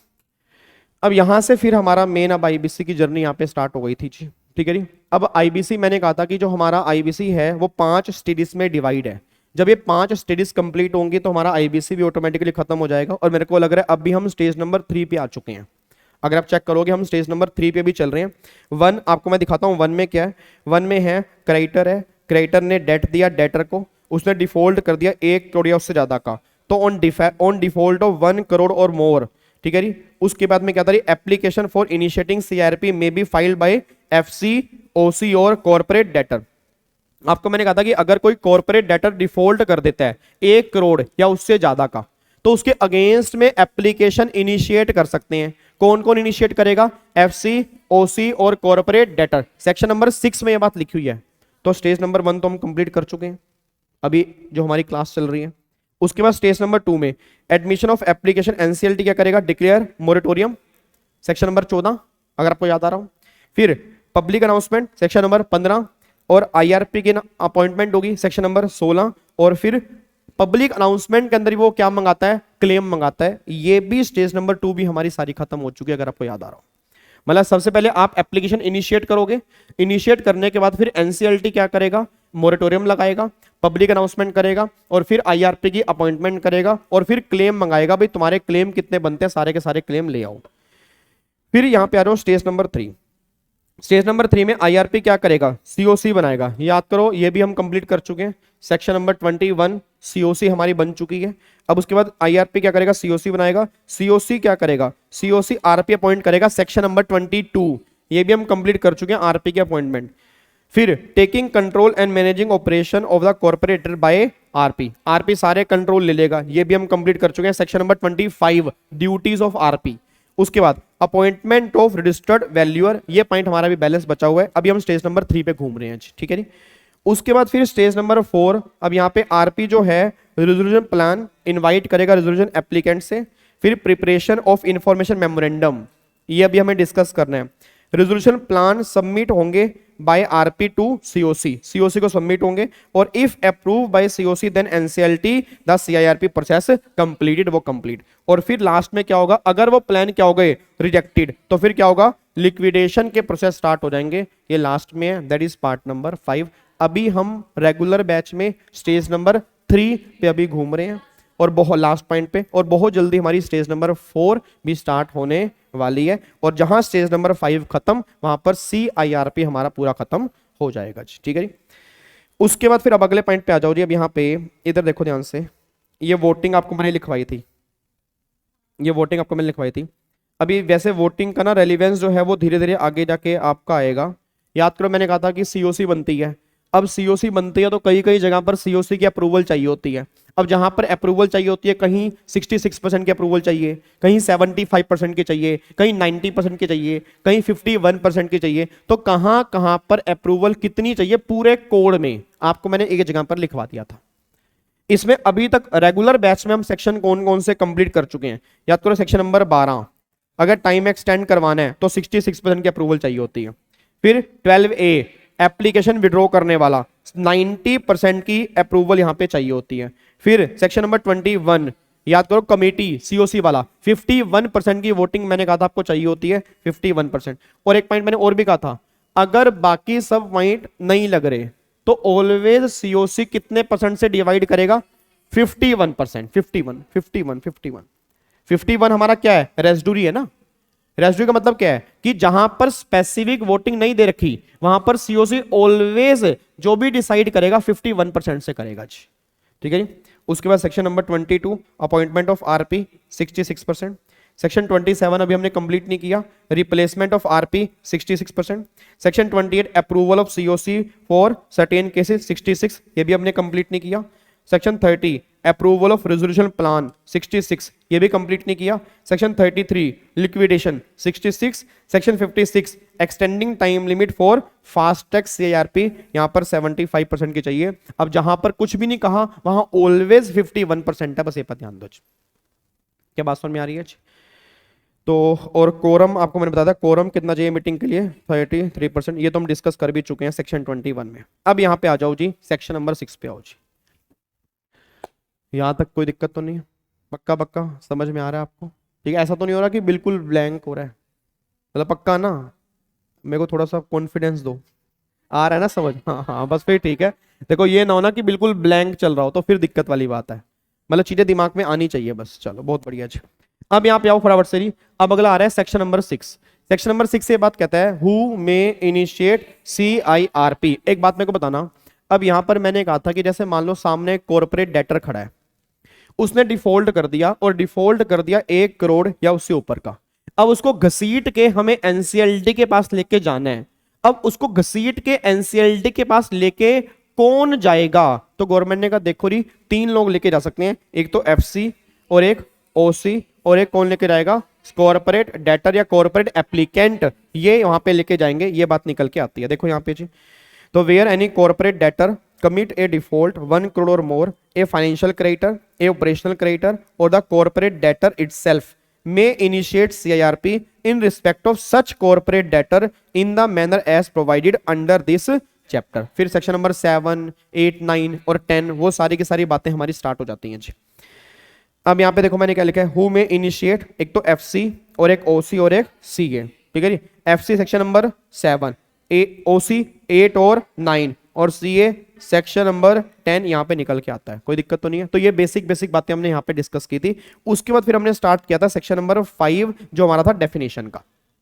अब एक बात मेरे को बताना, जो डेफिनेशन हम यहाँ पे डिस्कस करने जा रहे हैं, क्या ये डेफिनेशन पार्ट नंबर 1 की है, पार्ट नंबर 2 की है, 3 की है, 4 की है, 5 की है, किसकी है? Part number 2।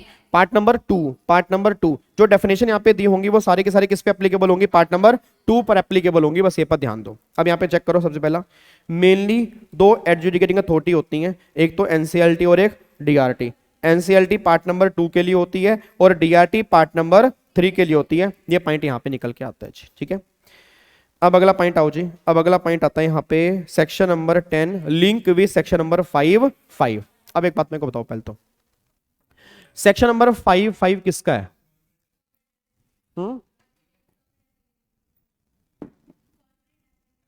सेक्शन नंबर 5 है कॉर्पोरेट एप्लीकेंट। एक बात मेरे को बताना, जब कॉर्पोरेट एप्लीकेंट की हमने डेफिनेशन की थी ना, तो आपको मैं सेक्शन नंबर 10 के पास लेकर गया था।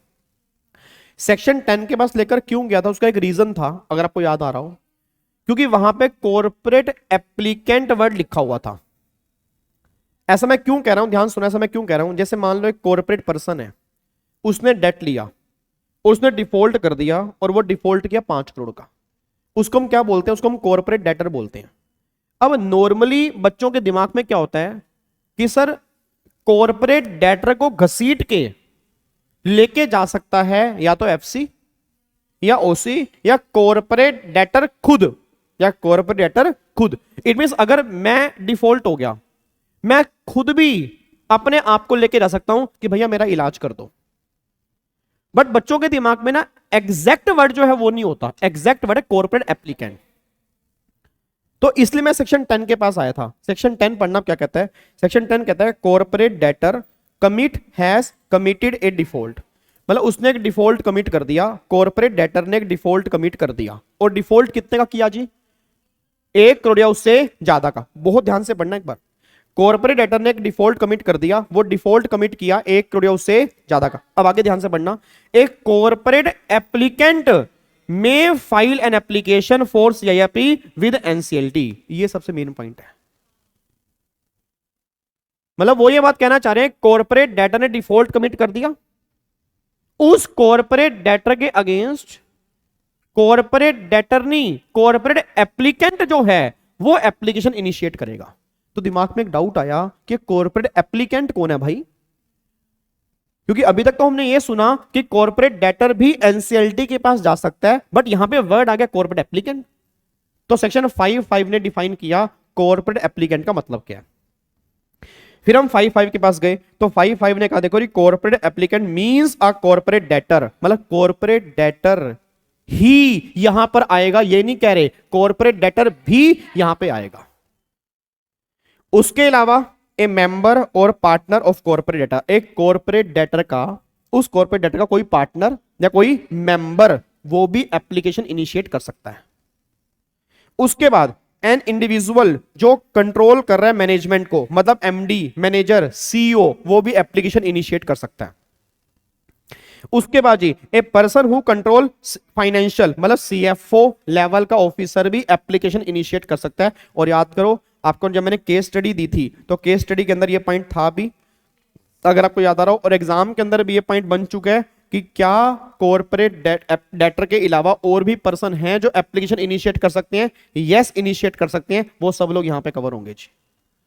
तो एक बार मेरे को दोबारा बोलना, कॉर्पोरेट एप्लीकेंट में कौन कौन आ रहा है? एक तो कॉर्पोरेट डेटर, दूसरा मेंबर और पार्टनर ऑफ कॉर्पोरेट डेटर, तीसरा इंडिविजुअल जो मैनेजमेंट कंट्रोल कर रहा है, जो मैनेजमेंट कंट्रोल कर रहा है, और चौथा फिर जो फाइनेंशियल कंट्रोल कर रहा है उस कंपनी के, इसको हम क्या बोलते हैं? सीएफओ लोग। यहां जो सीएफओ लोग जो होंगे वो भी यहां पे कवर हो जाएंगे। तो ये सारी बातें आपके यहां पे निकल के आती हैं। अब बहुत ध्यान सुनना, अब ये तो हो गया कॉर्पोरेट एप्लीकेंट, ये कौन हो गया? Corporate applicant. अब ध्यान सुनो, यहां पे आपको याद है, फिर अगर याद आ रहा हो, एफएसपी रूल्स, यहां पर मैंने कहा था कंफ्यूजन है एक। अब कंफ्यूजन क्या है? जो एफएसपी रूल्स होते हैं, आपको मैं थोड़ा सा याद करवाता हूं। यहां पे था what about NBFC whose asset value 500 crore या उससे ज्यादा है। यहां पे मैंने कहा था एक डाउट आएगा, अब एक बात मेरे को बताना जी, क्या क्या एनबीएफसी जिसकी एसेट की वैल्यू 500 करोड़ या उससे ज्यादा की होती है, क्या वो कॉरपोरेट पर्सन है? क्या वो कॉरपोरेट पर्सन है? वैसे तो नहीं है, एफएसपी बाहर है, but as per this notification अगर मैं लेके चलूं, क्या वो कॉरपोरेट पर्सन है? कॉरपोरेट पर्सन है तो क्या वो कॉरपोरेट डेटर है? यस। कॉरपोरेट एप्लीकेंट की डेफिनेशन में कॉरपोरेट डेटर आता है, यस आता है, बट आपको मैंने कहा था एनबीएफसी कॉरपोरेट एप्लीकेंट नहीं है एज पर एफएसपी रूल्स, क्योंकि एनबीएफसी के बिहाफ में वो एप्लीकेशन नहीं डाल सकता, रिजर्व बैंक ऑफ इंडिया जो उसका रेगुलेटर है वो डाल सकता है। अगर आपको याद आ रहा हो तो देखो मैंने यहां पे लिखवाया भी था आपको, corporate debtor include FSP but FSP can not be corporate applicant as per FSP rules 2019 since as per FSP rules 2019 application for FSP regulator FSP, that is RBI, in case of NBFC, and regulator, that is RBI, may initiate CIRP under section 7 as per rules 2019। जैसे section 7 में डालते हैं financial creditor की तरह same application डाली जाएगी, बस ये पर ध्यान देना चाहिए। क्या बात समझ में आ रही है? तो ये पॉइंट भी हमने वहां पे अच्छे से तरीके से समझा था। आपके एग्जाम में यहाँ पे कंफ्यूजन रेस हो सकती है, तो बहुत ध्यान देना। एनबीएफसी वाले केस में वो खुद एप्लीकेशन डाल नहीं पाएगा, नो डाउट वो कॉर्पोरेट डेटर है, बट वो कॉर्पोरेट एप्लीकेंट नहीं है। एप्लीकेंट कौन है? रेगुलेटर। रेगुलेटर कौन है? Reserve bank of India. बस ये पर ध्यान दो जी। क्या बात समझ में आ रही है? पक्का पक्का। तो ये पॉइंट हमने यहाँ पे कंप्लीट किया था। अब जाके हमारा यहां तक लिंकिंग खत्म हो गई है। अब आ जाओ आगे, section number 5A, that is corporate guarantor की डेफिनेशन। अब सारे बच्चे बताओ कॉर्पोरेट गारंटर की डेफिनेशन में कौन कौन आएगा जी? Corporate guarantor means a corporate person who is the surety in a contract of guarantee to corporate debtor. अच्छा एक बात बताओ, अब कॉर्पोरेट पर्सन में क्या एनबीएफसी जिसकी एसेट वैल्यू 500 करोड़ या उससे ज्यादा है, क्या वो आने चाहिए नहीं आने चाहिए? यस। मैंने वैसे कहा था कि वैसे नहीं आते, वो कॉर्पोरेट पर्सन से बाहर हैं, बट अगर मैं लॉजिकल वे में सोच के चलूंगा तो यहां पे वो आने चाहिए, क्योंकि वो कॉर्पोरेट डेटर में कवर हैं, तो मेरे अकॉर्डिंग वो यहां पे आने चाहिए। ये ऊपर मैंने लिखवाया था कि मेरा ओपिनियन है, ठीक है। उसके बाद फिर पर्सनल गारंटर कौन होते हैं? Personal guarantor means only individual who is the surety in a contract of guarantee to corporate debtor. जिस इंडिविजुअल ने कॉर्पोरेट डेटर की गारंटी ली है वो क्या बन जाएगा? पर्सनल गारंटर वाली कैटेगरी में कवर हो जाएगा, ठीक है। आगे देखो फिर यहाँ पे, अब यहाँ पे most important diagram related to guarantor. अब ये पॉइंट आपको मैंने अच्छे से एक्सप्लेन किया था, अगर आपको याद आ रहा हो। अब बच्चा ना ये कंफ्यूज होता है, आपको मैं थोड़ा सा रिकॉल करवाता हूं कि सर जो गारंटर होते हैं, अगर मान लो मेन पर्सन ने डिफॉल्ट कर दिया, तो आपने कहा था गारंटर को भी हम घसीट के लेके जा सकते हैं। अब गारंटर को हम घसीट के कहां लेके जाएं? पार्ट नंबर 2 या पार्ट नंबर 3? तो गवर्नमेंट ने कहा था पहले तो ये देखो वो गारंटर कौन सा है, या वो कॉर्पोरेट गारंटर है या पर्सनल गारंटर है, और फिर जिसने लोन लिया वो कौन है। अब गवर्नमेंट ने कहा देखो जी, यहां पे ध्यान रखना, ओरिजिनल बोरोर। बोरोर का मतलब क्या हो गया? पैसा देने वाला या लेने वाला। बोरो करने वाला कौन होता है? लेने वाला। तो अगर ओरिजिनल बोरोर कॉर्पोरेट पर्सन है, या ओरिजिनल बोरोर जो है that is other than corporate person है, मतलब इंडिविजुअल फॉर्म है। सारे बच्चे बताना, अगर ओरिजिनल बोरोर, थोड़ा दिमाग खोलना, अगर ओरिजिनल बोरोर कॉर्पोरेट पर्सन है, उसकी इंसॉल्वेंसी कहां रिजोल्व होगी? कहां पे? Part number 2। और अगर अदर देन कॉर्पोरेट पर्सन है उसकी पार्ट नंबर 3। इसमें कोई दिक्कत तो नहीं। अब इसका गारंटर है, इसका गारंटर है एक कॉर्पोरेट पर्सन, एक इंडिविजुअल या एक फर्म। अब अगर कॉर्पोरेट पर्सन का गारंटर एक कॉर्पोरेट पर्सन है, तो इसको भी घसीट के कहां लेके जाएंगे? पार्ट नंबर 2 में। पार्ट नंबर 2 में सेक्शन 4 to 77। अच्छा अगर इसका कॉर्पोरेट पर्सन का गारंटर एक इंडिविजुअल है, तो ये गारंटर क्या बन गया?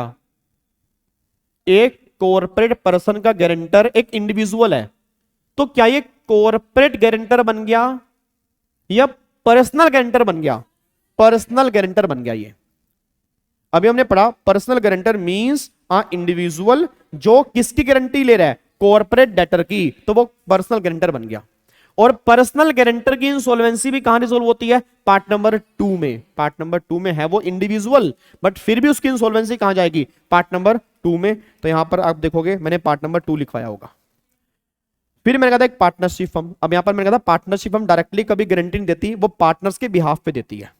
पार्टनर्स गारंटी देते हैं, पार्टनरशिप फर्म नहीं, पार्टनर्स। अब पार्टनर्स नॉर्मली कौन होते हैं? इंडिविजुअल, तो भी वो पार्ट नंबर 2 में ही जाएंगे, उसको हम एज ए पर्सनल गारंटर की तरह ट्रीट करेंगे, पार्ट नंबर 2। बट आप कहो नहीं सर फर्म ने गारंटी दी है, कोई फर्म गारंटी दे रही है, तो प्रैक्टिकल लाइफ में ऐसा नहीं हो सकता। और अगर फर्म ने दी है तो उस केस के अंदर फिर पार्ट नंबर 2 एप्लीकेबल नहीं होगा, बस ये पर ध्यान दो जी। तो देखो यहां पे वही लिखा हुआ है। अब यहां पे आओ जी, अदर देन कॉर्पोरेट पर्सन।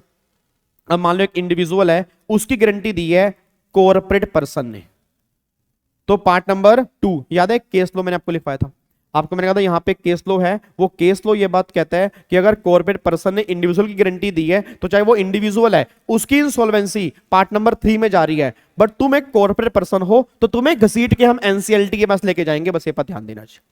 और अगर ये इंडिविजुअल और फर्म है तो ऑब्वियस ही बात है पार्ट नंबर 378 to 187, ये सारी बात हमने वहां पे डिस्कस की थी। क्या बात समझ में आ रही है? पक्का पक्का, कोई दिक्कत तो नहीं है? चलो अब उसके बाद यहाँ पे आओ जी, अब यहाँ पे आ जाओ सेक्शन 8(1), सेक्शन 8(2)(a), सेक्शन 5(6). अब यहाँ पे 5(6) याद है? 5(6) किसकी डेफिनेशन थी?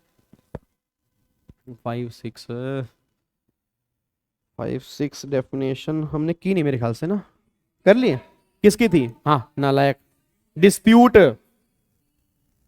डिस्प्यूट की डेफिनेशन थी, याद करो डिस्प्यूट की। और डिस्प्यूट की डेफिनेशन से पहले मैं तुम्हें सेक्शन 8 के पास लेकर आया था। क्यों लेकर आया था? इसका भी लॉजिक है, क्योंकि वहां पे एक वर्ड था डिस्प्यूट। आपको मैं याद करवाता हूं, पहले बताओ सेक्शन 8 अभी हमने रिवीजन नहीं किया, आगे जाके आने वाला है बस वो। सेक्शन नंबर 8 के अंदर क्या था? अगर कोई ऑपरेशनल क्रेडिटर एप्लीकेशन इनिशिएट करना चाहता है, पहले उसको वार्निंग देनी पड़ती है, वार्निंग सेक्शन 8 में जाती है, एप्लीकेशन सेक्शन नंबर 9 में जाती है। अब याद करो मैंने कहा था एक ऑपरेशनल क्रेडिटर है, ठीक है, उसने यहां पे डिफॉल्ट कर दिया, मान लो इस पर्सन ने डिफॉल्ट कर दिया, तो अब ये क्या करेगा? डिलीवर डिमांड नोटिस, उसको डिमांड नोटिस देगा, भाई पैसे ला मेरे, पैसे ला। अच्छा कितने दिन का टाइम देगा? 10 दिन का। अब 10 दिन में ये वाला पार्टी क्या क्या करेगा? या तो डिस्प्यूट है ये प्रूफ करेगा, या उसने पेमेंट कर दी है ये प्रूफ करेगा, अगर आपको याद आ रहा हो। तो यहां पे एक पॉइंट था कि उसको क्या करना पड़ेगा? डिस्प्यूट है ये बताना पड़ेगा, डिस्प्यूट है। तो डिस्प्यूट का मतलब क्या था? सेक्शन 5(6) कहता है डिस्प्यूट इंक्लूड्स ए सूट और arbitration proceeding relating to existence of the amount of debt. ये डेट एग्जिस्ट नहीं करता, इस तरह का डिस्प्यूट है। कुणाल ने मेरे पैसे देने ही नहीं, कुणाल कह रहा है मैंने तुम्हारे पैसे नहीं देने भैया, कुणाल से मैंने 5 करोड़ लेना है। बोलो हाँ कुणाल, लेना नहीं लेना? हाँ बच्चा कह रहा है लेना जी। अब अगर मान लो कुणाल मना कर दे, कह रहा मैं डिस्प्यूट है, मैंने तुम्हारे कोई 5 करोड़ रुपए नहीं देने, तो गवर्नमेंट ने कहा पहले डिस्प्यूट रिजोल्व करो फिर यहां पे आना। अगर इस तरह का डिस्प्यूट है कि डेट एग्जिस्ट नहीं करता या quality of the goods or service, Kunal कह रहा है इसलिए नहीं दे रहा, अपना सामान देख ले पहले, गला हुआ सामान। आपने कई बार ऑनलाइन सामान मंगाया होगा, केले वेले गल जाते हैं, आप उसको फोटो क्लिक करके भेजते हो ना, भाई ये क्या गला हुआ सामान है, वो कहते हैं भाई साहब रिफंड ले लो और केले भी खा लो, ऐसा बोलते हैं ना, केले भी खा लो और रिफंड भी ले लो। उसमें एक केला गला हुआ आता है, एक केला गला है, बाकी सारे सही है, बाकी सारे हम कंज्यूम कर लेते हैं और रिफंड भी आ गया, मतलब क्वालिटी सही नहीं है, इसका डिस्प्यूट ये तुम्हें एग्जिस्ट कराना पड़ेगा 10 दिन के अंदर। फिर ब्रीच ऑफ रिप्रेजेंटेशन और वारंटी, रिप्रेजेंटेशन मींस क्लेम, भाई तुम्हारा कोई क्लेम ही नहीं है या कोई वारंटी, उसका कॉन्ट्रैक्ट तुमने ब्रीच कर दिया, इसका क्लेम है, अगर ये है तो इसको हम डिस्प्यूट में कवर करेंगे। अगर ऐसा कुछ हो रहा है तो वो डिस्प्यूट है, और अगर वो डिस्प्यूट है सेक्शन 9 में एप्लीकेशन नहीं जाएगी, बस ये पर ध्यान दो। तो ये हमारी डिस्प्यूट की डेफिनेशन थी, ये बातें हमने यहां पे डिस्कस की थी। अब आ जाओ सेक्शन नंबर 10(a) हमने कंप्लीट किया। इसके बाद suspension of intimation of CIRP। अच्छा सुनो ध्यान से, इनिशिएशन। अब एक बात मेरे को बताओ, सेक्शन अपना 7, 8, 9 और 10 अभी हमने रिवाइज नहीं किए, अभी हमारे बच्चे हैं, बट सबसे उससे पहले हमने क्या किया था? 10(a) हमने किया था कि suspension of initiation of CIRP। याद आ रहा है सस्पेंशन कब था? 1 साल। 1 साल जब कोविड का था तो इंसॉल्वेंसी बिल्कुल बंद हो गई थी। वो टाइम लिमिट क्या थी जी? नो एप्लीकेशन, देखो जी, no application shall be file if any default arising on or after 25 March 2020 से 25 मार्च 2021, इसके बीच में अगर कोई भी डिफॉल्ट की है तो कोई भी एप्लीकेशन इनिशिएट नहीं होगी। ये बात हमने यहाँ पे कंप्लीट की थी। No application shall ever be filed for default arise between above period. मतलब क्या, इसके जैसे मान लो ये साल बीत गया, इसके बाद क्या एप्लीकेशन फाइल हो सकती है? मान लो डिफॉल्ट किया आपने इसके बीच में, इस टाइम के बीच में, और गवर्नमेंट ने कहा तुम एप्लीकेशन फाइल नहीं करनी। अब ये टाइम बीत गया, 25 मार्च 21 चला गया, 26 मार्च 21 को जो डिफॉल्ट इसके बीच में हुआ था, क्या उसके लिए एप्लीकेशन फाइल हो सकती है? यस या नो? ऐसा क्या लिखा है, क्या लिखा हुआ है? एवर कभी भी तुम एप्लीकेशन फाइल नहीं करोगे। यहां पर आपको मैंने क्रक्स लिखवाया था, अगर आपको याद आ रहा हूं। देखो री, ड्यूरेशन 25 मार्च 20 से 25 मार्च 21, default arise before such period. अगर डिफॉल्ट आपने इससे पहले किया है, ठीक है री, या डिफॉल्ट आपने इसके बीच में किया, या डिफॉल्ट इसके बाद में किया। अब सोच के बोलना, अगर डिफॉल्ट आपने इससे पहले किया है, एप्लीकेशन भी इससे पहले है, तो भाई आईबीसी कोड लगेगा। डिफॉल्ट आपका इस पीरियड से पहले है, एप्लीकेशन इस पीरियड के बीच में जा सकती है, कोई दिक्कत नहीं है। डिफॉल्ट आपका इससे पहले है, इस पीरियड के बाद जा सकते हैं, कोई दिक्कत वाली बात नहीं है। डिफॉल्ट उससे पहले है, फिर कोई दिक्कत ही नहीं है, ठीक है। उसके बाद डिफॉल्ट अराइज हुआ इसके बीच में, तो अगर इसके बीच में डिफॉल्ट है ना, तो क्रॉस है, बस इसके बीच में डिफॉल्ट है, क्रॉस है, तुम एप्लीकेशन कभी भी फाइल नहीं कर सकते, ना पहले ना बीच में ना बाद में। बात समझ में आ रही है? और अगर डिफॉल्ट इसके बाद है, पहले एप्लीकेशन तो फाइल हो ही नहीं सकती, इस पीरियड के बीच में भी नहीं हो सकती, इसके बाद ही हो सकती है। तो यहां पे यस निकल के आ रहा है। ये पॉइंट हमने यहां पे कंप्लीट किया था, ठीक है जी। तो ये हमारा सेक्शन नंबर 10 कैपिटल ए यहां पे निकल के आता है सस्पेंशन का। अब यहां पे आओ, देखो जी, सेक्शन नंबर 520 ऑपरेशनल क्रेडिटर की डेफिनेशन। अब बताना ऑपरेशनल क्रेडिटर कौन होते हैं? जिन्होंने ऑपरेशनल डेट लेना होता है, जिसने क्या लेना होता है? ऑपरेशनल डेट लेना होता है। और ऑपरेशनल क्रेडिटर कौन होंगे? जिसको डेट इन्होंने असाइन कर दिया होगा, तो वो भी क्या बन जाएंगे? ऑपरेशनल क्रेडिटर वाली कैटेगरी में कवर हो जाएंगे। ये बात ध्यान देना। देखो यहाँ पे क्या लिखा है, operational creditor means a person to whom an operational debt is owe and includes any person to whom such debt it has been legally assigned or transfer। अच्छा एक बात मेरे को बताना, ये पॉइंट तो वैसे हम कई बार कर चुके हैं। अगर एक फाइनेंशियल क्रेडिटर को मैंने अपना ऑपरेशनल डेट असाइन कर दिया, तो क्या वो अब मेरा फाइनेंशियल डेट बन गया, या वो उतने हिस्से के लिए ऑपरेशनल डेट ही रहेगा? ऑपरेशनल डेट ही रहेगा, ये बात ध्यान देना। मतलब अगर मैं अपना ऑपरेशनल डेट किसी फाइनेंशियल क्रेडिटर को असाइन कर रहा हूं, तो फाइनेंशियल क्रेडिटर ऑपरेशनल क्रेडिटर ही माना जाएगा उतने डेट के लिए जो ऑपरेशनल डेट है। बस ये पर ध्यान दो। बाकी वो अपने डेट के लिए फाइनेंशियल क्रेडिटर बन रहा है, बात वो अलग है। बट अगर मैंने उसको डेट असाइन कर दिया, उतने डेट के लिए वो क्या बनेगा? ऑपरेशनल क्रेडिटर ही बनेगा। ये पॉइंट यहां पे निकल के आते हैं, ठीक है ना? ओके ना? हाँ जी। उसके बाद जी अगला फिर ऑपरेशनल डेट में क्या आएगा जी? Operational debt meaning a claim in respect of provision of goods or service, ठीक है। अब गुड्स और सर्विस का कोई क्लेम बनता है, ये ऑपरेशनल डेट है। फिर एम्प्लॉयमेंट, आपका जैसे मान लो सैलरी हो गई, ये भी आपका ऑपरेशनल डेट है। और फिर जो गवर्नमेंट को पेमेंट कर रहे हैं, वो भी क्या? ऑपरेशनल डेट है। यहाँ पे मैंने एग्जांपल लिखवाए थे आपको। मान लो आपने गुड्स सप्लाई किया, सर्विस रेंडर की है, आपका एम्प्लॉय सैलरी हो गई, वेजेस हो गया, rent, electricity, water bill, gas bill, phone charges, internet charges, audit fees, insurance premium, office petty expenditure, stamp duty, government taxes, day to day expenditure, ये सारे के सारे ऑपरेशनल डेट वाली कैटेगरी में कवर होते हैं। बात ध्यान देना, ठीक है जी। उसके बाद फिर अगला पॉइंट क्या निकल के आ रहा है? Financial creditor. अब ये इंपॉर्टेंट है। अब financial creditor means any person जिसको हमने क्या देना है? फाइनेंशियल डेट ओ है, मतलब फाइनेंशियल डेट हमें उसको देना, तो वो क्या बन जाएगा? फाइनेंशियल क्रेडिटर बनेगा। या जिसको उसने असाइन किया होगा, वो भी क्या बन जाएगा? Financial creditor. एक बात मेरे को बताना, अगर मान लो मैंने अपना डेट आपको साइन कर दिया, आप ऑपरेशनल क्रेडिटर हो, वैसे प्रैक्टिकल लाइफ में ऐसा होता नहीं है, बट ऐसा हो गया, मान लो आप ऑपरेशनल क्रेडिटर हो, मैंने अपना फाइनेंशियल डेट तुम्हें साइन कर दिया, अब तुम उस डेट के लिए क्या बन जाओगे? फाइनेंशियल क्रेडिटर बन जाओगे। बस ये बात ध्यान देना चाहिए। तो वही बात आपकी यहां पे निकल के आती है। अब है सबसे मेन डेफिनेशन फाइनेंशियल डेट की। अब मेरे को एक बार रिवाइज कराओ जी, फाइनेंशियल डेट की डेफिनेशन में क्या क्या आता है। देखो जी, फाइनेंशियल डेट की डेफिनेशन दो पार्ट्स में डिवाइड है, एक तो मींस और एक इंक्लूड्स। एक बार दोबारा बोलो, क्या है? मींस और एक इंक्लूड्स। अब पहले बताओ मीन्स में क्या आता है। फाइनेंशियल डेट का इन मीन्स में आएगा a debt along with interest if any which is disburse against the consideration for the time value of money. Simple सी बात ये निकल के आ रही है, एक डेट अलोंग विद इंटरेस्ट, और जो इंटरेस्ट मिल रहा है वो किस लिए मिल रहा है, for the time value of money, और टाइम वैल्यू ऑफ मनी के अलावा अगर उस इंटरेस्ट को छोड़ के अगर कुछ और भी हमें मिल रहा है कंसीडरेशन में, तो वो भी यहां पे फाइनेंशियल डेट वाली कैटेगरी में आएगा, बस ये पर ध्यान देना। अच्छा एक बात मेरे को और बताना, खाली लोन है, सिर्फ लोन, क्या लोन भी सिर्फ लोन क्या फाइनेंशियल डेट है? यस। खाली इंटरेस्ट की पेमेंट नहीं की, क्या सिर्फ इंटरेस्ट भी फाइनेंशियल डेट है? यस। लोन प्लस इंटरेस्ट, क्या ये दोनों भी फाइनेंशियल डेट हैं? यस। ये बात ध्यान देना चाहिए। क्या बात समझ में आ रही है? अच्छा अब ये तो हो गया मींस, अब इंक्लूड्स में क्या क्या आएगा। पहला पॉइंट गवर्नमेंट ये बात कहना चाह रही है, money borrowed against payment of interest, ये तुम्हारा फाइनेंशियल डेट बनेगा।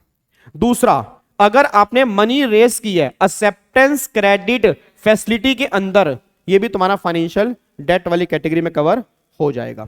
तीसरा फिर पॉइंट यहां पे निकल के आ रहा है, अगर आपको याद आ रहा हो, क्या चीज, अगर आपने बॉन्ड्स इशू किए, डिवेंचर इशू किए, deposit holder, bond holder, security holder नहीं, डिपॉजिट होल्डर हो गया, बॉन्ड होल्डर हो गया, डिवेंचर होल्डर हो गया, तो ये सारे के सारे नॉर्मली फाइनेंशियल डेट वाली कैटेगरी में आते हैं। अगला पॉइंट फिर पॉइंट नंबर 4 ये निकल के आता है, अगर कोई लीज है, लीज कौन सी है, फाइनेंशियल लीज, ऑपरेटिंग लीज नहीं, फाइनेंशियल लीज या कैपिटल लीज, ये भी तुम्हारी फाइनेंशियल डेट वाली कैटेगरी में आती है। अगला फिर पॉइंट हमने कंप्लीट किया था, याद है, फैक्टरिंग, आपने रिसीवेबल सेल कर दिए, दो केस होते हैं, रिकोर्स बेस और non recourse base. Financial debt में कौन से आएंगे, रिकोर्स बेस, नॉन रिकोर्स वाले यहां पे कवर नहीं होंगे। और रिकोर्स और नॉन रिकोर्स में दोनों में क्या फर्क है, ये बहुत डिटेल में हमने समझा था, याद है, बहुत डिटेल में समझा। अच्छा रिकोर्स का मतलब नॉर्मल मीनिंग बता दो, रिकोर्स का मतलब क्या होता है, रिकोर्स मींस क्या उसके अगेंस्ट कोई लाइबिलिटी रहती है नहीं रहती, यस। और नॉन रिकोर्स में लाइबिलिटी आपकी नहीं रहती, इसलिए इन्होंने नॉन रिकोर्स यहां पे कवर नहीं किया। तो रिकोर्स बेस में गवर्नमेंट ने कहा रिकोर्स बेस वाले अगर कोई डेट होंगे वो आपके फाइनेंशियल डेट वाली कैटेगरी में कवर होंगे, नॉन रिकोर्स वाले डेट जो होंगे वो आपके फाइनेंशियल डेट वाली कैटेगरी में कवर नहीं होंगे। उसके बाद फिर अगला पॉइंट नंबर एफ आता है, यहां पे आपका फॉरवर्ड सेल हो गया जी। फॉरवर्ड सेल के अंदर हमने एग्जांपल लिया था, वो आपका जो आपका एग्जांपल है, क्या नाम है उसका, वो बायर, होम बायर वाला, अगर याद करो, होम बायर वाला, जो आपके अलॉटीज होते हैं, जो होम बायर्स होते हैं, उन्होंने एडवांस दिया, ठीक है, और घर बाद में हम उनको नहीं दे पाए, तो फॉरवर्ड सेल था ये भी, तो वो भी यहां वाली कैटेगरी में कवर होगा, ये भी फाइनेंशियल डेट के अंदर आएगा। अगला फिर पॉइंट नंबर जी में डेरिवेटिव ट्रांजैक्शंस जी, जो आपके डेरिवेटिव ट्रांजैक्शंस होती हैं वो भी आपके फाइनेंशियल डेट वाली कैटेगरी में कवर होती हैं। फिर पॉइंट नंबर आई के अंदर क्या था, पॉइंट नंबर एच के अंदर था काउंटर इंडेमनिटी। याद है काउंटर इंडेमनिटी क्या होता है, मैंने गारंटी दी, फिर सामने उसकी भी गारंटी देनी पड़ेगी। भाई मैंने गारंटी दी, अब वो कहता है तुमने गारंटी दे दी, उसकी गारंटी तो दो, अगर उसने पेमेंट नहीं की तो उसकी फिर गारंटी अलग से दी है, तो काउंटर इंडेमनिटी जो है वो भी यहां पे कवर होगी। और लास्ट में फिर क्या लिखा था, जो ऊपर वाले क्लोज कवर है उनसे रिलेटेड कोई भी गारंटी या कोई भी लायबिलिटी जो होगी वो भी यहां पे कवर हो जाएगी। तो ये सारे के सारे फाइनेंशियल डेट वाली कैटेगरी में कवर हो जाते हैं। ठीक है जी, तो ये हमने फाइनेंशियल डेट समझा। अब यहां से हमारा स्टार्ट होता है CIRP सेक्शन 6 to 10। डन, ठीक है जी। अब मेरे को लग रहा है हम सारा तो रिवाइज नहीं कर पाएंगे आज, अभी तो बहुत सारा पड़ा हुआ है। टोटल 100 पेज हैं, 100 में से हमारे हुए हैं अभी 39, और वो भी तब जब सुपर फास्ट, पूरी सुपर फास्ट चल रही है हमारी गाड़ी, बिना रुके चल रही है। ठीक है, अब अगर मैं आराम आराम से रिवीजन करवाता तो फिर तो एक काम हो जाता। हाँ, 1 महीना भी नहीं लगता, इतना भी नहीं लगता नालायक। हाँ ये है, ठीक है, तो ऐसा करते हैं, नहीं, हाँ ये सेक्शन 6 to 10 कंप्लीट कर लेते हैं। ठीक है, फिर जो बैलेंस बचेगा उसको फिर हम नेक्स्ट क्लास में कर लेंगे, या जैसे आप बोलो नेक्स्ट क्लास में कर लेंगे ताकि कंप्लीट हो जाए, फिर नहीं तो ना फिर पेंडिंग हो जाएगी। ठीक है ना, चलो ठीक है। और अगर ये क्लास अच्छी जा रही है तो हम YouTube पे भी डाल सकते हैं। वैसे नहीं, वैसे अगर आपको, क्योंकि ना देखो YouTube वालों को समझ में पता नहीं आएगा नहीं आएगा, उन्होंने पता नहीं पढ़ा है नहीं पढ़ा। ठीक है, चलो डाल देंगे, समझ में आ गया तो अच्छी बात है, ये तो क्या होगा, गाली वाली तो निकालेंगे ना। हाँ तो बस ठीक है, नहीं वो उसका कोई लेने देना नहीं है, स्टूडेंट और आ जाएंगे नहीं आ जाएंगे, क्योंकि मैंने ना बहुत तेजी से रिवीजन करवाई है, बहुत सुपर फास्ट तरीके से। वैसे मेरा ये पेस नहीं है रिवीजन करवाने का, मैं बहुत आराम से करवाता हूँ रिवीजन, बट आपने पहले ऑलरेडी अच्छे ढंग से पढ़ा हुआ है तो इसलिए मेरे को लगा कि सुपर फास्ट तरीके से सही है। बाकी जिसने पहले अच्छे से पढ़ा होगा आई थिंक सबको रिकॉल तो हो ही रहा होगा ना। चलो फिर ठीक है। चलो अब यहाँ पे आओ जाएगा। अब लेट स्टार्ट, हम करते हैं CIRP जो सेक्शन नंबर 6 से लेके 10 तक। अब अगर मैं 6 की बात करता हूं, 6 से ये बात कहता है हु में इनिशिएट CIRP, कि CIRP कौन कौन इनिशिएट कर सकता है। अब कौन कौन इनिशिएट कर पाएगा, पहला रही एक तो फाइनेंशियल क्रेडिटर, ऑपरेशनल क्रेडिटर और कॉर्पोरेट एप्लीकेंट, ये इनिशिएट करेंगे। किसके पास जाएंगे जी, NCLT। किसको घसीट के लेके जाएंगे, कॉर्पोरेट डेटर को। बस ये पर ध्यान देना। तो सिंपल सी बात ये निकल के आ रही है कि ये लोग कॉर्पोरेट डेटर को इसके पास घसीट के लेके जा सकते हैं। ये हमारा सेक्शन नंबर 6 यहां पे निकल के आ रहा है जी। उसके बाद फिर अगला पॉइंट ये निकल के आ रहा है सेक्शन नंबर, आ जाओ अब यहां से आ जाओ सेक्शन नंबर 7। अब बहुत ध्यान सुनना जी। अब सेक्शन नंबर 7 ये बात कहता है कि अगर कोई फाइनेंशियल क्रेडिटर है, पहले समझो सेक्शन 6 ने हमें बताया कि कौन कॉर्पोरेट डेटर को घसीट के NCLT के पास लेके जाएगा। कॉर्पोरेट डेटर ने मेरे 10 करोड़ रुपए मार रखे हैं, कह रहा मैं पैसे दूंगा नहीं, अनेबल टू पे डेट, तो वो इंसॉल्वेंसी हो गया। अब इसका प्रोसेस स्टार्ट करना है, इसको घसीट के लेके जाना है। तो सेक्शन 6 ने कहा भाई तू FC है लेके जा सकता है, तू OC है लेके जा सकता है, और वो खुद भी अपने आप जा सकता है, कोई दिक्कत वाली बात नहीं है। अब मैंने कहा जी मैं FC हूं, मैंने उसको 10 करोड़ रुपए का लोन दिया है, मैं उसको कैसे घसीट के लेके जाऊं, सेक्शन 7 ने कहा मैं तुम्हें बताऊंगा। अब 7 क्या कह रहा है, 7 कह रहा है जी फाइनेंशियल क्रेडिटर, ध्यान रखना, फाइनेंशियल क्रेडिटर खुद या जॉइंटली भी NCLT के पास लेके जा सकते हैं। मतलब इटसेल्फ भी यहां पे था और जॉइंटली भी यहां पे था। तो देखो यहां पे फाइल एप्लीकेशन बाय इटसेल्फ और बाय जॉइंटली और बाय एनी पर्सन जिसको ऑथराइज किया जाएगा वो भी इसको घसीट के लेके जा सकता है। अच्छा एक बात और सुनो ध्यान से, एक बात मेरे को बताओ, अगर मैं बात करता हूं जॉइंटली की, याद है जॉइंटली केस कहां थे, एक तो प्रोविजो फर्स्ट और एक प्रोविजो सेकंड, इसकी 2 प्रोविजो थी, एक तो फर्स्ट प्रोविजो और एक सेकंड प्रोविजो। उन दोनों केस में वो जॉइंटली ही जाते हैं, उसको छोड़ के वो खुद भी जा सकते हैं और जॉइंटली भी जा सकते हैं। जॉइंटली का मतलब समझ गए ना, जॉइंटली का मतलब क्या होता है कि 2 बैंक हैं, 2 बैंकों का मिलकर अगर उधार बन रहा है 5 करोड़ रुपए का, दो मतलब 1 करोड़ से ऊपर का, तो ये दोनों बैंक भी एप्लीकेशन फाइल कर सकते हैं। बस ये पर ध्यान दो। तो देखो यहां पे फिर अगला पॉइंट क्या निकल के आ रहा है। अब कैसे फाइल करेंगे, फॉर्म नंबर 1 होता है, फीस 25,000 रुपए की है, record of default occurrence, actual में डिफॉल्ट हुआ है उसके रिकॉर्ड आपको जमा करवाने हैं, नेम ऑफ प्रपोज IRP का नाम प्रपोज करना पड़ेगा उनको साथ में, और इंफॉर्मेशन स्पेसिफाइड बाय IBBI, जो इंफॉर्मेशन IBBI पूछेगा वो साथ में उनको देनी पड़ेगी। अब ध्यान सुनना जी, अब यहां पे जब ये सब कुछ फाइल कर देगा, अब ये केस कहां जाएगा, NCLT। अब NCLT क्या करेगा, NCLT shall ascertain in within 14 days, 14 दिन में NCLT असर्टेन करेगा क्या, डिफॉल्ट हुआ है जी, डिफॉल्ट है। उसके बाद application is complete, application complete है, no disciplinary proceeding pending against propose IRP, जो IRP प्रपोज किया उसके अगेंस्ट में कोई प्रोसीडिंग पेंडिंग नहीं है। तो अब सारी कंडीशन अगर सेटिस्फाइड है तो आपकी एप्लीकेशन क्या हो जाएगी, एडमिट।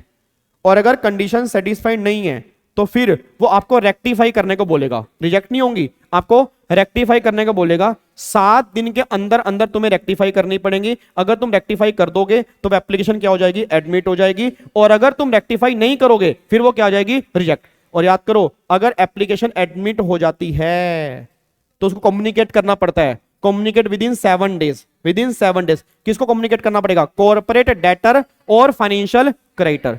और सिंपल सी बात ये निकल के आ रही है, अगर एप्लीकेशन रिजेक्ट हो गई तो भी कम्युनिकेट करना पड़ता है, सिर्फ किसको, फाइनेंशियल क्रेडिटर को। उस केस में कॉर्पोरेट डेटर को कम्युनिकेट नहीं करना पड़ता। ये बातें हमने डिस्कस की थी।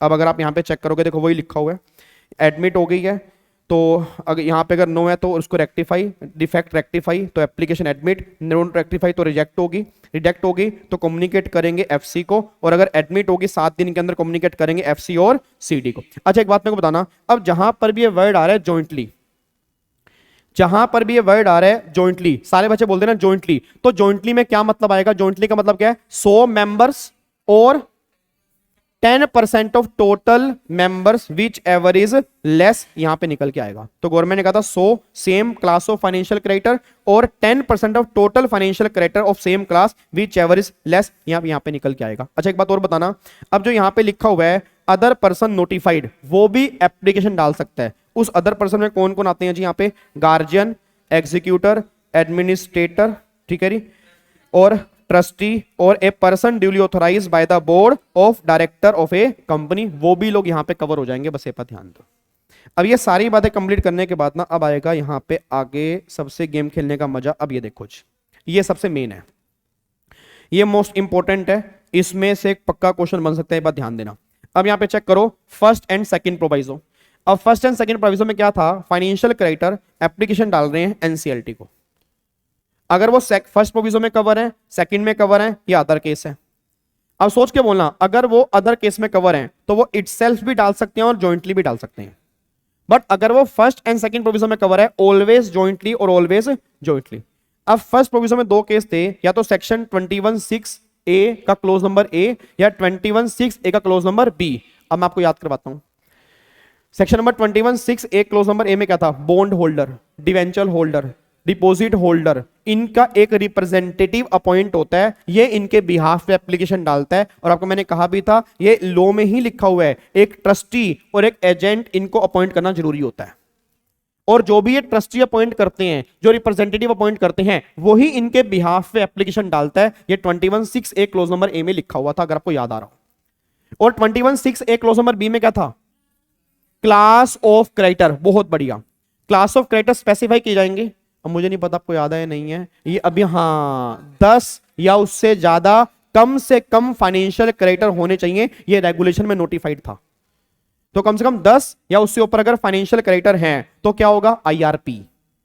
आईआरपी एक आईपी का नाम प्रपोज करता है, और कैसे वो हम कर चुके हैं, याद है, फाइनेंशियल क्रेडिटर की हाईएस्ट वोटिंग से जो आईपी आता है, उस आईपी को फिर हम आगे लेके जाते हैं, ठीक है। फिर अगर कुछ फाइनेंशियल क्रेडिटर को लगता है जिनकी 10% है उससे ऊपर की वोटिंग है कि आईपी नहीं है सही, उसको हम रिप्लेस भी कर सकते हैं। फिर 3 आईपी के नाम देते हैं, उस 3 आईपी में से जो भी हाईएस्ट वोटिंग होती है उसको फिर हम रिप्रेजेंटेटिव बना देते हैं, और वो रिप्रेजेंटेटिव उनके बिहाफ पे काम करता है। बात समझ में आ रही है जी। तो सिंपल सी बात ये निकल के आ रही है कि अगर मान लो 10 या उससे ऊपर क्रेडिटर है, तो गवर्नमेंट ये बात कहती है, आईआरपी एक आईपी का नाम प्रपोज करेगा एनसीएलटी के पास, तो एनसीएलटी उसको वेरीफाई करेगा और उस आईपी को वो इन सब का रिप्रेजेंटेटिव बना देगा जी, और वो रिप्रेजेंटेटिव जो होंगे वो एप्लीकेशन इनिशिएट करेंगे, बस ये पर ध्यान दो जी। फिर 21(6)(a) क्लोज नंबर बी में आते हैं आपके होम बायर्स। होम बायर्स आते हैं। अब होम बायर्स वाले केस में गवर्नमेंट ने लिखा हुआ है वही, होम बायर्स कम से कम 100 अलॉटीज होने चाहिए, या जितने टोटल अलॉटीज हैं उसका 10%, विच एवर इज लेस, कम से कम इतने अलॉटीज तो ऐसे हैं जो आगे एप्लीकेशन इनिशिएट करने के लिए आने चाहिए, तभी एप्लीकेशन इनिशिएट कर पाएंगे, नहीं तो एप्लीकेशन इनिशिएट नहीं कर पाएंगे। ये बातें हमने यहाँ पे डिस्कस की थी। तो देखो वही बात यहाँ पे लिखी है, अलॉटीज यहाँ पे एस्टेट वाले, यहाँ पे कोई रिप्रेजेंटेटिव नहीं होता, वही 10 कम से कम 100 अलॉटीज या 10% विच एवर इज लेस जो होते हैं वो लोग यहाँ पे आने चाहिए। और ये देखो अपॉइंटमेंट ऑफ ट्रस्टी, और फिर आईआरपी एनसीएलटी के पास जाएगा आईपी का नाम लेके, वो आईपी ऑथराइज रिप्रेजेंटेटिव बन जाएगा, वो इन सबको आगे रिप्रेजेंट करेगा। ये बातें हमने यहाँ पे लिखी हुई हैं जी। क्या बात समझ में आ रही है जी। अब कंक्लूजन बताओ जी 2 मिनट के अंदर। सबसे पहले बताओ सेक्शन नंबर 7 किसके बारे में बात कर रहा है, एफसी। एफसी अकेला भी जा सकता है और जॉइंटली भी जा सकता है। जॉइंटली किस केस में होगा, फर्स्ट प्रोविजो, सेकंड प्रोविजो, इनमें हमेशा क्या जाएगा, जॉइंटली, और इसको छोड़ के इटसेल्फ और जॉइंटली। फर्स्ट में section 21(6)(a) close number A, ठीक है जी, और 21(6)(a) में क्लोज नंबर ए यहां पे आता है जी। एक तो कौन सा होगा, bond holder, debenture holder, deposit holder, इनका एक रिप्रेजेंटेटिव होगा, वो इनके बिहाफ पे आगे एप्लीकेशन इनिशिएट करेगा। फिर अगला पॉइंट हमने यहाँ पे डिस्कस किया था क्लोज नंबर बी में, क्लास ऑफ क्रेडिटर्स जो होते हैं 10 या उससे ऊपर क्लास ऑफ क्रेडिटर्स यहाँ पे होने चाहिए। तो गवर्नमेंट ने कहा अगर 10 या उससे ऊपर क्रेडिटर हैं तो आईआरपी एक आईपी का नाम प्रपोज करता है, आईपी एनसीएलटी के पास मतलब नाम प्रपोज करता है, एनसीएलटी उसको देखता है, और वही आईआरपी इनका वही आईपी इनका रिप्रेजेंटेटिव बन जाता है, उसके बिहाफ पे वो इनिशिएट करता है। अब वो आईपी कौन सा होगा वो सारी बातें हम आगे जाके रेगुलेशन में डिस्कस कर चुके हैं कि वो आईपी कौन सा होता है, वो सारी बातें हम आगे जाके दोबारा से रिवाइज कर लेंगे। अगला फिर इसका क्लोज नंबर बी आता है जो होता है होम बायर्स के लिए। होम बायर्स कम से कम कितने होने चाहिए, 100 और 10% of total allottees whichever is less, कम से कम इतने लोग होने चाहिए। और जब ये एप्लीकेशन इनिशिएट करेंगे तो डॉक्यूमेंटेशन साथ में जमा कराएंगे, फिर एनसीएलटी उसको असर्टेन करेगा 14 डेज में। अब दो केस होंगे, या तो उसको वो एडमिट कर देगा या वो रेक्टिफाई करने को बोलेगा। अगर वो एडमिट कर देगा, सारी कंडीशन सेटिस्फाइड हैं, तो एडमिट हो गया। एडमिट हो गया तो फिर वो कम्युनिकेट करेंगे। अगर मान लो एनसीएलटी को लगता है सही नहीं है, रेक्टिफाई करने को बोलेगा, तुम 7 दिन में रेक्टिफाई करोगे। अगर 7 दिन में रेक्टिफाई कर दोगे, एप्लीकेशन तुम्हारी एडमिट हो जाएगी। नहीं तो फिर गवर्नमेंट ये बात कहती है कि तुम्हारी एप्लीकेशन रिजेक्ट हो जाएगी, तुम ये फाइल नहीं कर सकते। बस ये पर ध्यान दो, ठीक है। ये बातें हमने यहाँ पे डिस्कस की थी जी। अब आ जाओ अगला, फिर पॉइंट नंबर सेक्शन नंबर 8 और 9। सेक्शन नंबर 8 और 9 बिल्कुल सिंपल है जी। अब सेक्शन नंबर 8 और 9 यहां पे गवर्नमेंट ये बात कहना चाह रही है, ऑपरेशनल क्रेडिटर। अब यहां पे सबसे पहले बताओ, पहले डायरेक्टली एप्लीकेशन डाल देगा या पहले धमकी देगा? पहले धमकी, उसको डराएगा कि भाई 10 दिन का टाइम दे रहा हूं, सारी पेमेंट कर दे, नहीं तो तुझे घसीट के एनसीएलटी के पास लेके जाऊंगा। सेक्शन नंबर 8 पहले इसका है। देखो री, पहले वो डिलीवर करेगा डिमांड नोटिस, इनवॉइस देगा, पेमेंट उससे डिमांड करेगा, और फिर विद इन 10 डेज ये क्या करेगा, एग्जिस्टेंस ऑफ डिस्प्यूट या पेमेंट कर दी है मैंने। अब अगर कोई रिप्लाई ये 10 दिन में नहीं करता, ना तो ये डिस्प्यूट रेज करता, ना ही ये प्रूफ करता कि मैंने पेमेंट कर दी है, तो फिर ऑपरेशनल क्रेडिटर 10 दिन के बाद एप्लीकेशन डाल देगा। एप्लीकेशन में वो क्या जमा कराएगा, copy of invoice, copy of demand notice और इनवॉइस कि मैंने उसको भेजी थी, ये देख लो प्रूफ है। और उसके बाद affidavit, there is no reply, उसका कोई रिप्लाई नहीं आया, इसका एफिडेविट जमा कराएगा। फिर may propose name of IRP, IRP का नाम प्रपोज कर भी सकता है और नहीं भी कर सकता, तो उसके ऊपर डिपेंड करता है, करना करे नहीं करना मत करे। फिर NCLT with in 14 days ascertain करेगा कि एप्लीकेशन कंप्लीट है, पेमेंट एक्चुअल में नहीं हुई, इनवॉइस की कॉपी भेजी गई थी, एफिडेविट बिल्कुल सही है।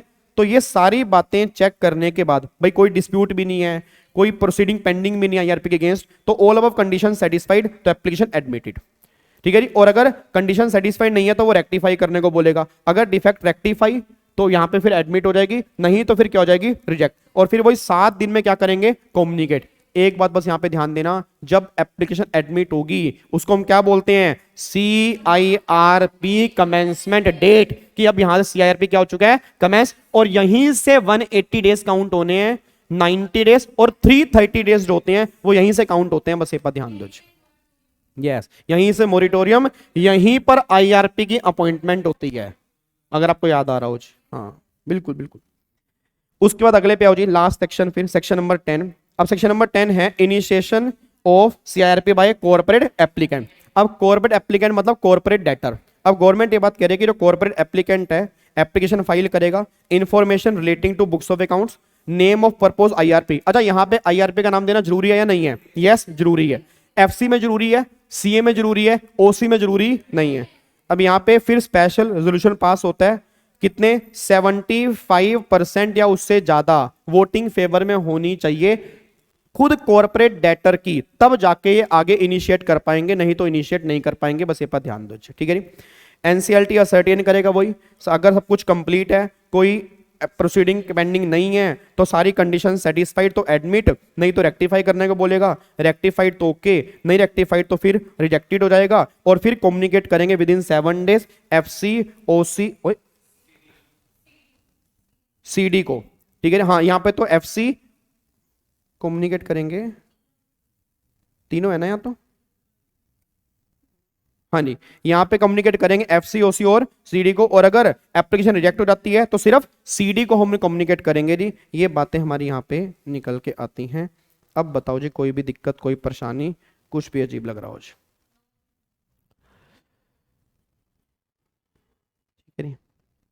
ठीक है, तो अभी तक हमने सिर्फ कुछ नहीं किया, अभी तक हमने सिर्फ 1 से लेके 10 तक सेक्शन ही हमारी रिवाइज हुए हैं, और जो मुझे लग रहा है बहुत तेजी से हुए हैं, ठीक है जी। बट कोई बात नहीं, कोई बात नहीं, 11 से लेके 25 तक के सेक्शन फिर हम अगली क्लास में रिवाइज करेंगे, ठीक है जी। उसके बाद फिर हम आगे इसको कंटिन्यू करेंगे, ठीक है जी।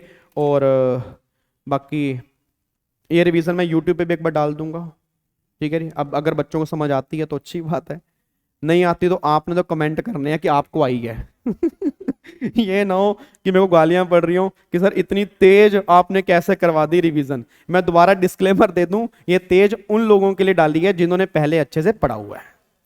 देखो अगर पहले आपने अच्छे से डेप्थ में पढ़ा हुआ है तो समझ में जो 100% आएगा। अगर पहले पढ़ा ही नहीं है तो फिर सर मेरी कोई रिस्पॉन्सिबिलिटी नहीं है। ठीक है, अब समझ में आ रहा है तो अच्छी बात है, नहीं आ रहा तो फिर अच्छी बात तो नहीं है। हाँ, 2 बार देख लो, आ जाएगा आज। ठीक है जी। सर 21(6)(a)(b) CIRP एप्लीकेशन डालने के लिए 100 क्रेडिटर और 10% विच एवर इज लेस चाहिए। अगर हमने IP अपॉइंट करना है एज पर अवर ऑथराइज रिप्रेजेंटेटिव देन उस केस में मिनिमम 10 फाइनेंशियल क्रेडिटर चाहिए। ठीक है, नहीं सर हम कमेंट करेंगे और दिसंबर वाला का बेनिफिट होगा। ओ माय गॉड, चलो जी। कह रहे हम पक्का कमेंट करेंगे, टेंशन मत लो, हम लाइक भी करेंगे, कमेंट भी करेंगे, सब्सक्राइब भी करेंगे। ओ माय हाँ, ठीक है जी। चलो, तो फिर बाकी हम मुलाकात करेंगे जी अब परसों वाली क्लास में, सेक्शन नंबर 11 to 25, और फिर केस लो भी हमें कंप्लीट करने हैं। अभी हमारे 70 केस लो की रिवीजन भी बची है। मतलब मेरे को लग रहा था मैं 1 घंटे में सारा नहीं बेड़ दूंगा। ओ माय गॉड, चलो कोई बात नहीं, ठीक है जी। तो फिर बाकी मिलते हैं परसों वाली क्लास में, सेम टाइम सेम जगह। ओके जी, bye bye, tata, thank you so much, जय हिंद, thank you so much, bye bye, God bless you, take care, bye bye.